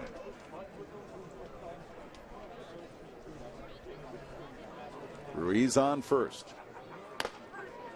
And there's a strike, and look at Mayberry. A quick look at Dan Iasonia to look for the evil eye that you can give him in the midseason, but just a quick peek, called out on strikes. Esmil Rogers has that nice, easy motion. It almost lulls you to sleep, and all of a sudden the ball's on top of you. And I think that's what happened right there to John Mayberry. It's free and easy and very deliberate, and all of a sudden the next thing you know, that 95-mile-an-hour fastball's on top of you. Pretty Galvis fouls it back.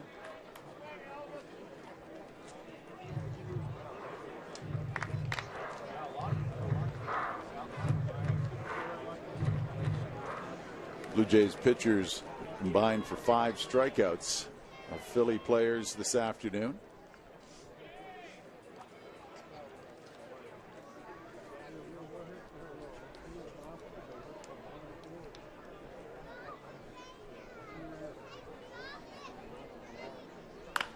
An excuse me swing to third, up with it. Schimpf makes the play. Moving on to second is Ruiz.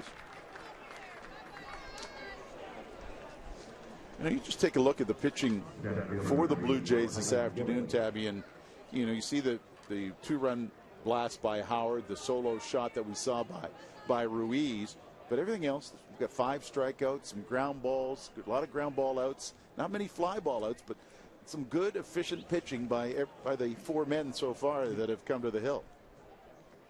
The thing that I've noticed from R.A. Dickey on Johnson, Delabar, and now Rogers, their fastball command, and we've talked about that, about being able to command the fastball this time of the spring. Stay back over that rubber a little bit longer, stay down in the strike zone, and they've been doing that. Tyson Gillies with a ground ball, and very quickly there's the speedster there, Luis Jimenez. He handled that, and that ends it at the top of the 7th. 10-4 Blue Jays.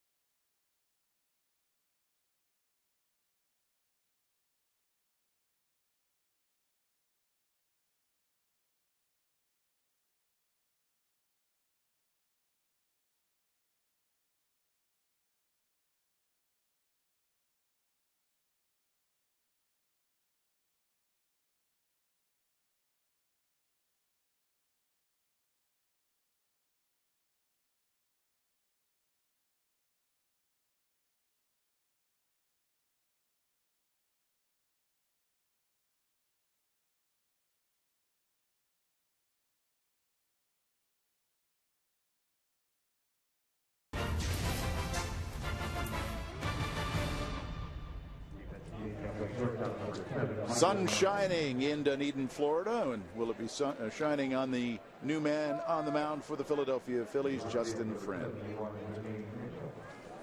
Friend pitched in AA and AAA last year for the Phillies, 4-1 record, a 133 earned run average. A little bit of a sinker, slider type of pitcher. Averages a strikeout per inning. We'll take over here. We've seen Cliff Lee, Tyler Cloy, Michael Stutz, and now Justin Friend for the Philadelphia Phillies. Ryan Schimpf will get his first trip to the plate. He's taken over at third base for Brett Lawrie.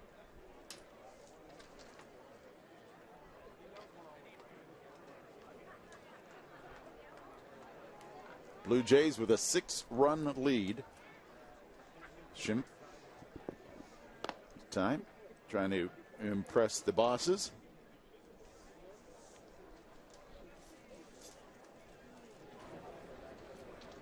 You know, and there's something to be said about that, about impressing the bosses, especially early in spring training. You get a big hit or you make a nice play, and managers will remember that. We saw Lance Zawadzki come up last week with a big grand slam home run against the Detroit Tigers, and you got to know that John Gibbons is going to remember that. If there's going to be a need at some point, or maybe a September call-up this year, that you can bring up the player you remember. He did something in spring training for you.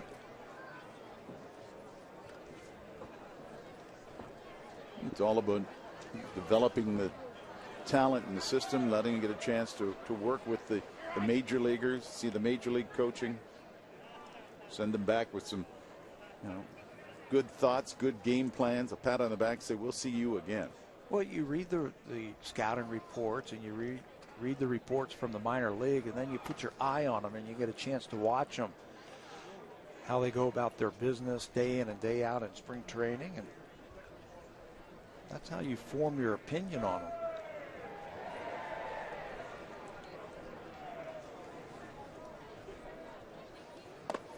Well, that gets away from Friend and puts Schimpf on to begin the bottom of the 7th inning.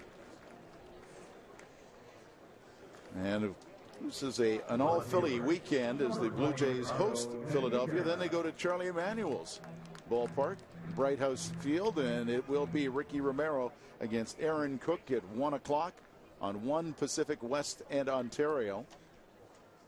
Yeah, I think Sergio Santos is also scheduled to pitch in tomorrow afternoon's game. He looked outstanding the other day from Tampa. And I'm really anxious to watch Ricky Romero. Ricardo Nanita, the batter, hit a home run yesterday against the Rays.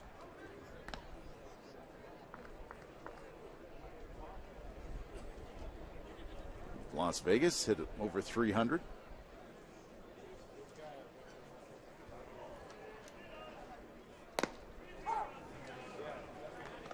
One and two.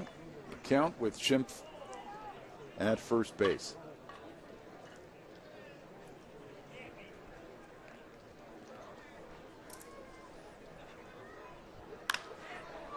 Gets under this one into left field, and on the run it will drop in for a base hit, knocked down by Brown.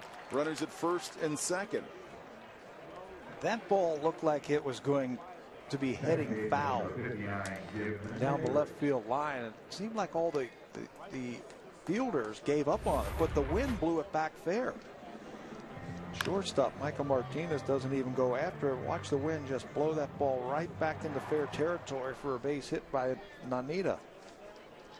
That was Jermaine Mitchell, who has replaced Brown in left field.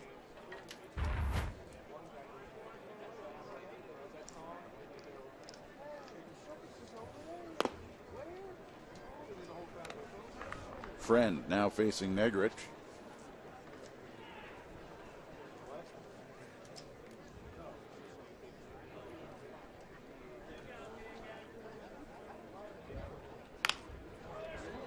Right at first, they turn, fired, second for one, back in time, no.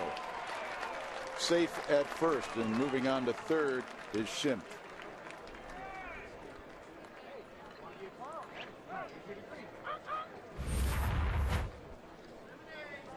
Tough double play. 3-6-3 double play, especially against the guy who can run. Phillies do everything, but can't turn it. Runners on the corners with a 1 out. And Friend now facing Goins. Ryan Goins taking over from Reyes. Short to get out of the way of that in a hurry.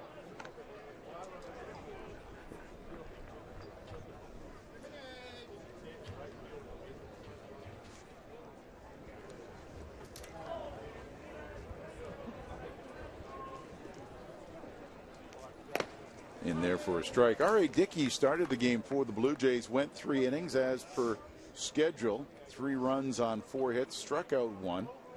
Had a 2-run homer by Ryan Howard on his record in a 3-run first, and then he really settled down. Yeah, he certainly did. In that second inning, it would have been a 1-2-3 inning, but a couple of errors. Blue Jays booted it around a little bit, and then he finished up strong in the 3rd inning. That first inning, there were a couple of balls that were hit. I thought that would have been fly balls that would have been outs. And they ended up being doubles off the wall. Wynn really get behind it, taking it, carrying it a little bit further. All in all, I thought he was okay. He said he had a good outing after that first inning. This is the home run by Ryan Howard. Stayed back on that one, just used his arms and just over the fence in left center field. That one, I think, was legitimate. There were a couple of balls. Branson's ball, I thought, was a fly ball to right field that really carried him off the wall for a double. Michael Young also followed that up with a ball to left center field. I thought got up into the wind chute and got it past the outfield for a double. But all in all, I thought his knuckleball looked good. It was in the zone. Hard hit ball. Turning with it at second. Hernandez makes the play. And they're 2 out. That does bring home the 11th run of the game for the Blue Jays. Josh Johnson, I thought, looked very sharp in his 2 innings. The only mistake was that pitch that he got up that was hit out for a home run by Ruiz, but I thought he had command of his fastball. He had a nice spin on his breaking ball. And Adam Lowen, it's his second at bat. Flied out to left field. It's a big swing. First offering from Justin Friend, the 4th Philadelphia pitcher this afternoon.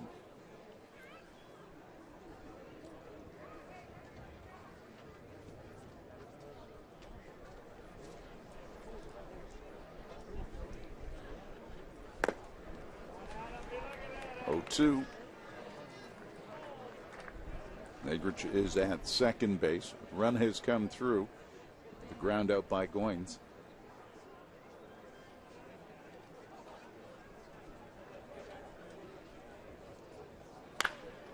Lowen rips it foul down the right field side. Fan must have made a brilliant catch to get that kind of applause. Apparently midseason form down the right field line.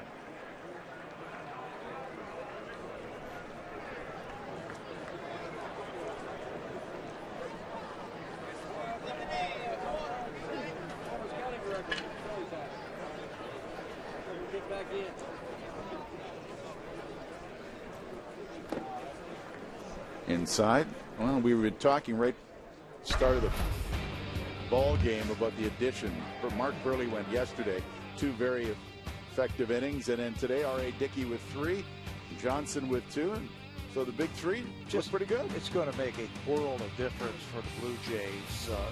Bringing up those 3 starting pitchers. They've been around. You saw some of those numbers with the Cy Young and the 200 innings. Just going to make things a little bit easier for the starters. And caught looking, Adam Lowen. That ends the 7th inning. 1 run scores. Blue Jays lead 11-4.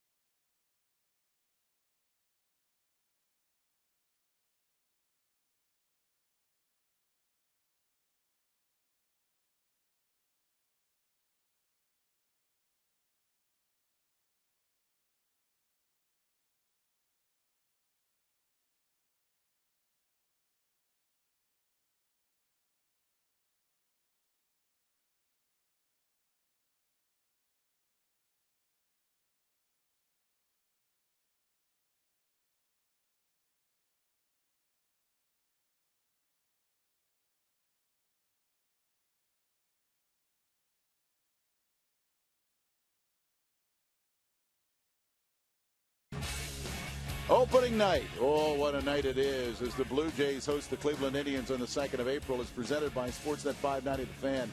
And you still have an opportunity. They've held 2 tickets back. You can win tickets to see the Indians and the Blue Jays. Prize includes airfare and hotel accommodations in Toronto. The contest closes Wednesday, March 20th. You can enter today at BlueJays.com. You want to be there. Blue Jays Honda opening night. A new pitcher for the Blue Jays as we go to the top of the 8th. It is Jeremy Jeffress. Jeffress, this is his numbers. These are numbers with Kansas City Royals last year in 13 games.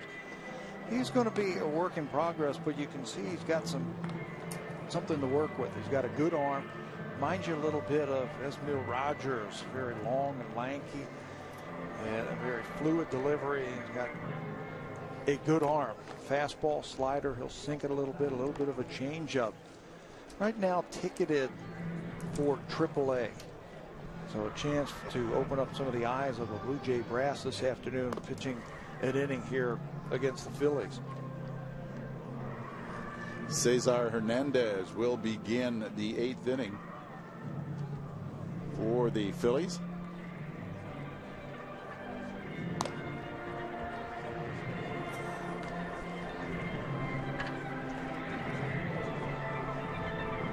And finishing his warm-up tosses is Jeremy Jeffress.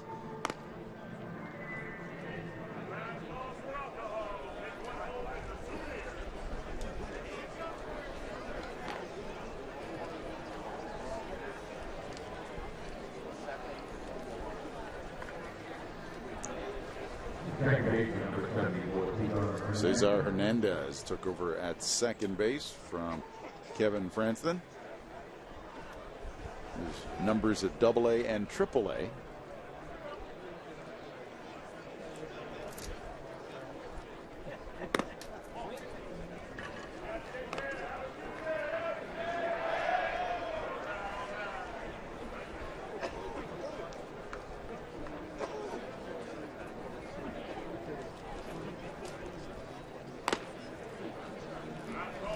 Sales too high.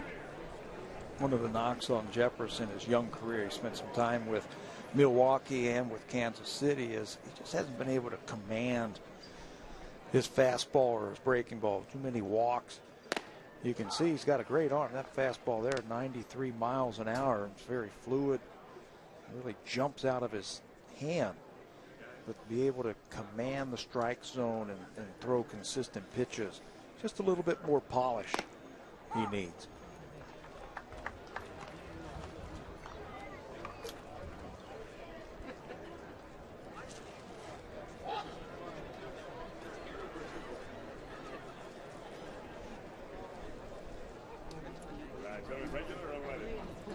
Two pitch, ground ball.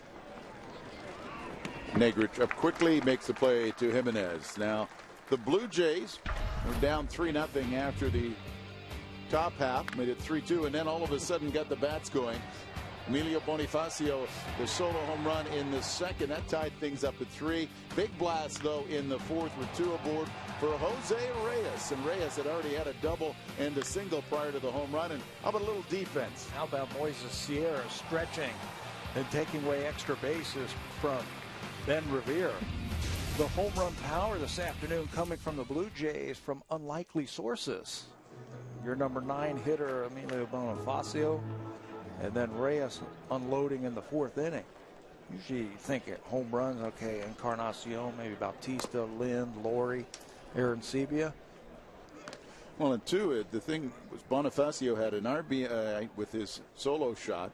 Then he had an RBI double in the 4th and could have had 2 RBIs there, but they held the runner at 3rd. And Reyes, who was also on a pretty good tear, then went out for the 3-run blast. Being called off there. Goines called off Schimpf to make the play, and there's 2 down. You know, some outstanding offense, and we talked about it at the top of the show that 3 hits from Bonifacio, the number 9 hitter, 3 hits for Jose Reyes, the number 1 hitter, 6 hits between those 2. That's going to create a lot of scoring opportunities and RBI opportunities for the rest of the guys in the middle of that lineup if they continue to do that. John Gibbons certainly is going to enjoy watching those two hit back-to-back. Josh Fields, who took over from Ryan Howard at first base. Ryan Howard hit a very nice 2-run shot that got up into the wind and disappeared in that 3-run first inning. 95 with that fastball.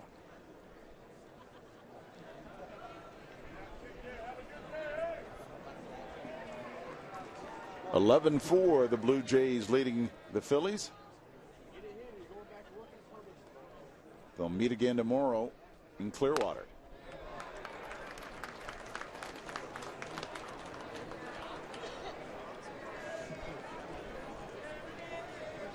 And Jeremy Jefferson, fifth pitcher for the Blue Jays on this day, that has seen R.A. Dickey, Josh Johnson, Steve Delabar, and Esmil Rogers go through the Phillies. And aside from the 3-run first inning, and as R.A. Dickey told us when we spoke to him, just took him a little bit of time to get comfortable. He settled down nicely in the second and third inning. Figured out I can't give up too many fly balls this afternoon. They're going to fly right out of here. We're talking about Jeffers coming with a little pace. That one was over 90 miles an hour.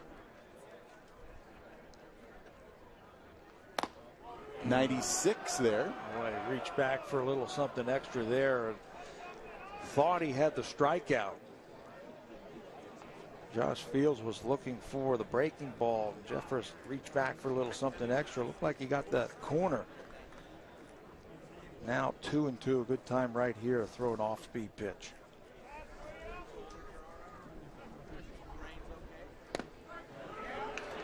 And punches about 95 miles an hour on the K. 3 up, 3 down. Jeffers does a nice job.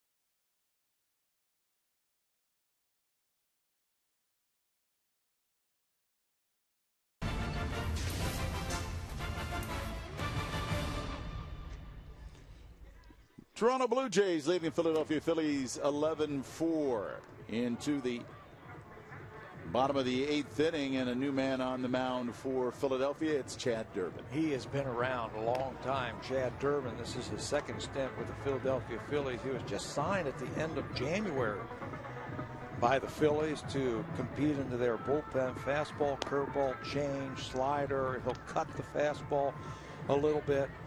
76 games with Atlanta last year. His whole thing is, I got to throw it over. He said, I can't afford to walk people. He's been around a long time. He has spent time with the Royals and the Indians, D-backs, Tigers, Phillies in 08 and 09. Back to the Indians and then the Braves last year. Just another veteran presence at the back end of the bullpen for the Philadelphia Phillies. It's not a bad guy to have there for Charlie Manuel because it does give him that experience that he can work off. I mean, when you take a look at the big names, Lee Halliday and Lee, and then you've got Cole Hamels in that top three.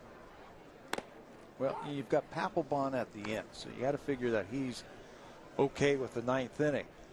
You got to figure out a way to get from those starters to Papelbon. Ryan Langerhans 0 for 1, grounded out his first at bat in the sixth inning. This is pitcher number 5 for the Phillies.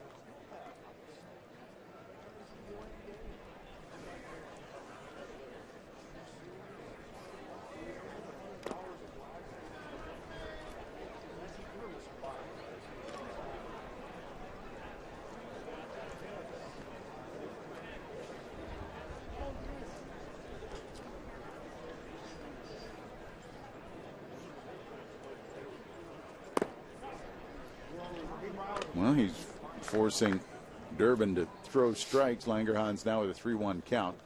You get that from Chad Durbin. He'll throw strikes. Right now, he just didn't look real comfortable out there the first couple of pitches. Foul back, the count's full.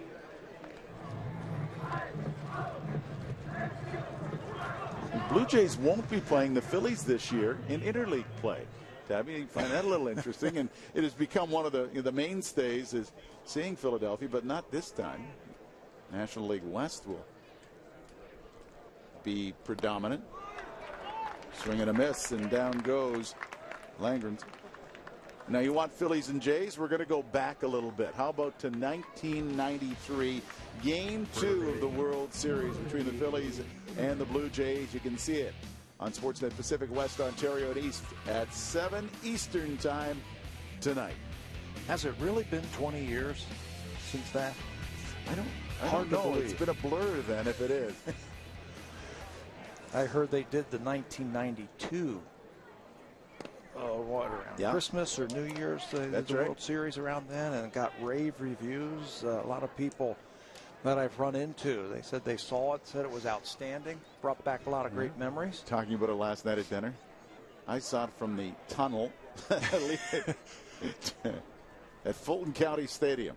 What do you get? You didn't get a full view from the tunnel. I could see just a little square. I could see first base. Could see Timlin flip it to Joe Carter, and then Joe do the happy dance at first base, and then everybody charged onto the field. The reason was I had gone to the Blue Jays dressing room. Jimenez doesn't get cheated. And when the Braves came back to tie, they ushered all the media out of the Jays clubhouse, took away the champagne, took down the plastic, took away the hats and the T-shirts, and kicked us all out. We just had to wait for a couple of more innings, right? They just had to make us wait. And then, of course, 93, very special, too. Big swing again, and down Jimenez for second strikeout by Durbin. Veteran pitcher, he's going to see that you've got a guy who's swinging and trying to get the ball up in the air to make some kind of statement here. So he's going to pull the string and throw the curveball. Slow curveball, second strikeout of the inning for Chad Durbin. Phillies pitchers have combined for 6 Ks this afternoon. Cliff Lee with 3. Lee got his 3 innings of work, 3 runs, 5 hits.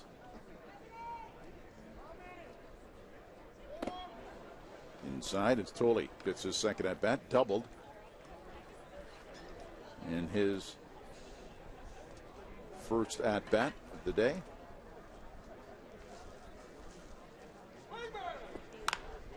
This one a soft liner as he kind of had a check swing in a very quick 8th inning for the Blue Jays. Go to the 9th. Blue Jays leading 11-4.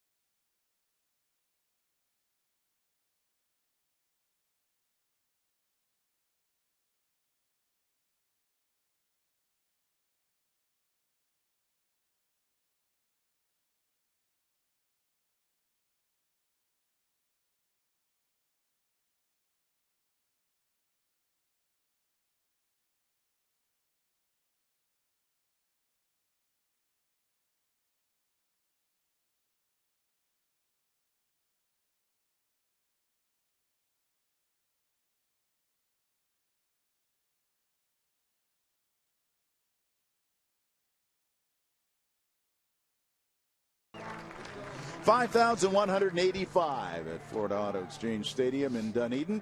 Ready for the ninth inning, and Ramon Ortiz, pitcher number 6 for the Blue Jays. AAA last year was Ortiz. He got into 27 starts. Another veteran signed by the Blue Jays to add some depth to that starting rotation. We'll probably start the season in the minor leagues in case there is an injury in the big leagues, but there are his numbers from last year. Pretty impressive, 13-6, 345 earned run average. Ortiz has gotten into a couple of games here in spring training. He has walked 3 batters in his 2 innings of work, trying to finish off this one. We've been talking about pitching, and the Blue Jays pitchers today have walked a grand total of 1 batter. And that was Esmil Rogers in his time. Yeah, his first batter that he faced, and he thought he had a strikeout. Through 3-2 pitch that was called ball 4. The only walk by a Blue Jay pitcher this afternoon. Jermaine Mitchell, the left fielder.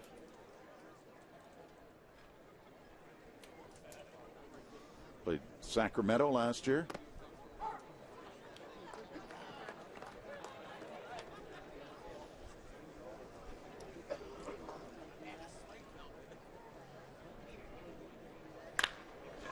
Rips a line shot into right field. Leadoff single. Ricky Romero, the left-hander, gets to work tomorrow in Clearwater. A 15-minute drive from here. And it'll be Aaron Cook for the Phillies. Blue Jays and the Phillies tomorrow at 1 Eastern on Sportsnet 1 Pacific West and Ontario. You were talking earlier about I'm anxious to watch Ricky Romero throwing a few more sinkers, from what I understand, that he wants to challenge just a little bit more and put last year behind him as quick as possible. Might be in a great position too when you think about it, Pat, because there is that experience with Burley and Dickey, and you've got Johnson there. Romero maybe doesn't have to worry about being the guy. He just fits in. And there's something to be said for that, you know, where you're not the man. You push down the starting rotation. And Ricky's, from what we understand, is going to start the season as the number 5 guy. Expectations, you know, aren't there as a number 1 guy where you need to carry the staff and be the big guy. Just go out there and do your thing. And Romero certainly has the stuff. He is one of the most difficult pitchers to catch because his ball moves so much. And 2 years ago, that earned him the very nice contract extension and put him in a position to be the big guy. And everybody forgets last year, you could tell he wasn't throwing the ball like we had seen the 2 previous years, but at one point, Ricky was 8-1 last year. Getting under it and backing up second baseman Negrich. And we've been talking about new guys. You definitely will be needing programs, and program sales will jump at the start of the season. When you take a look at these new men on the team, and such great quality. You've got Jose Reyes, and we've talked about the pitching side, but then you've got Bonifacio and you've got Astúriz. It's one of those situations where the Blue Jays decided to make the overhaul and really make a push for it. And they're not just making changes to make changes. They're bringing in established major leaguers with credentials. They've got numbers on the back of their baseball cards. All-stars, and Josh Johnson and Mark Burley, and R.A. Dickey, and guys who have won awards, batting titles, and Cy Youngs, things like that. So they're bringing in quality big leaguers. Well, and you take a look, if they had just made a straight Reyes deal, you would have said that's a great trade. But with the other quality players that were involved in that deal, it's a huge bonus. And you know, you're making a huge commitment when you make a trade like that, but to get the quality back. I remember hearing the trade for the first time, and you're right. I heard Jose Reyes, and I was like, I know they've coveted this guy for years, and that's great. And then the next name, Josh Johnson, I'm like, whoa, Josh Johnson, a number 1, and then Burley and Bonifacio, John Buck. I mean, it totally turned the organization around. It was like Alex Anthopoulos pushing his chips into the middle of the table, saying, we are all in, let's go for it right here. And he wasn't done. No.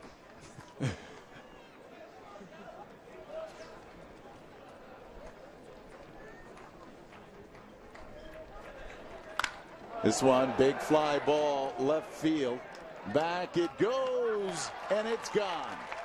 A 2-run home run. And the Phillies narrow the gap. It was 11-4. Now it is 11-6. That's Eric Krantz with the home run.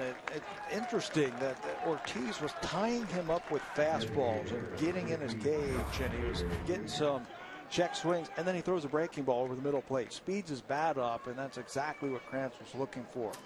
And he unloads to left field. Had success to get to 2 strikes by pounding him inside with that hard fastball, hard sinker, and then left one out over the plate. So Lance Nix and John Mayberry have gone the full way. Mayberry reached on an error in the second inning, has flied out and been called out on strikes. To the pitch low, and Ramon Ortiz trying to close things down for the Blue Jays in the 9th inning, trying to get their 2nd straight win at home after going 0-4. Skied up and out of play. Bounces on the netting just in front of our broadcast location.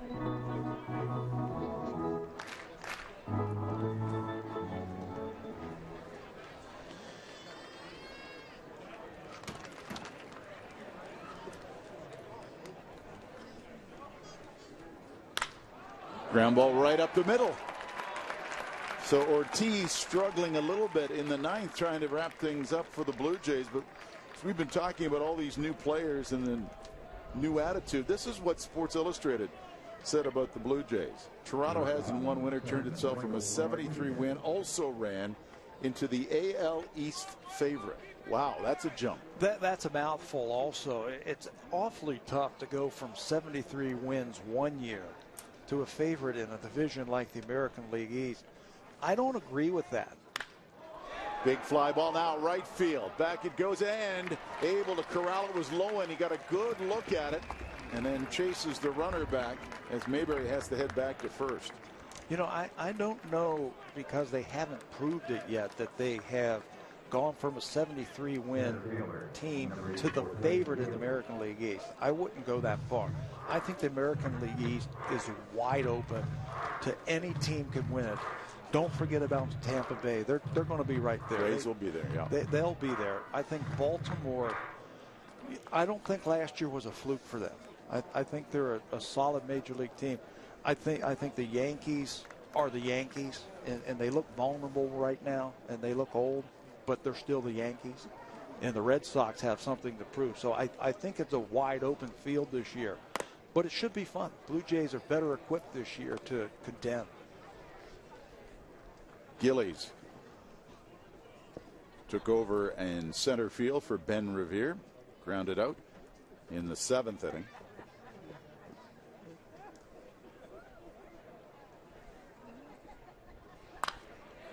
Gets under this, and this will drift away.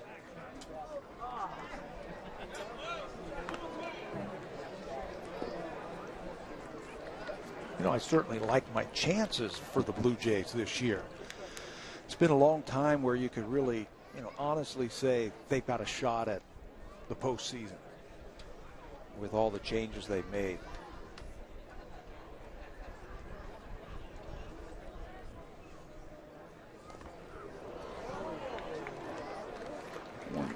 Gets away and allows Mayberry to go to second.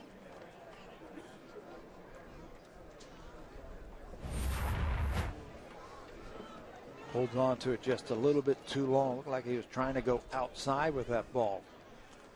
And Ortiz having his problems here in the 9th inning. 2 out. 2 runs have scored. A home run.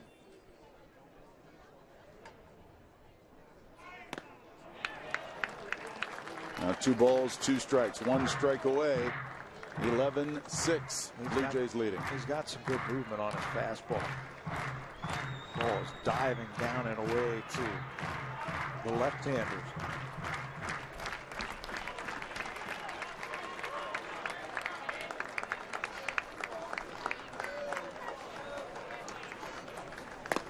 Swing and a miss. Blue Jays win, defeating Philadelphia 11-6 to improve their spring record to 5-4, winning 2 straight in their home park.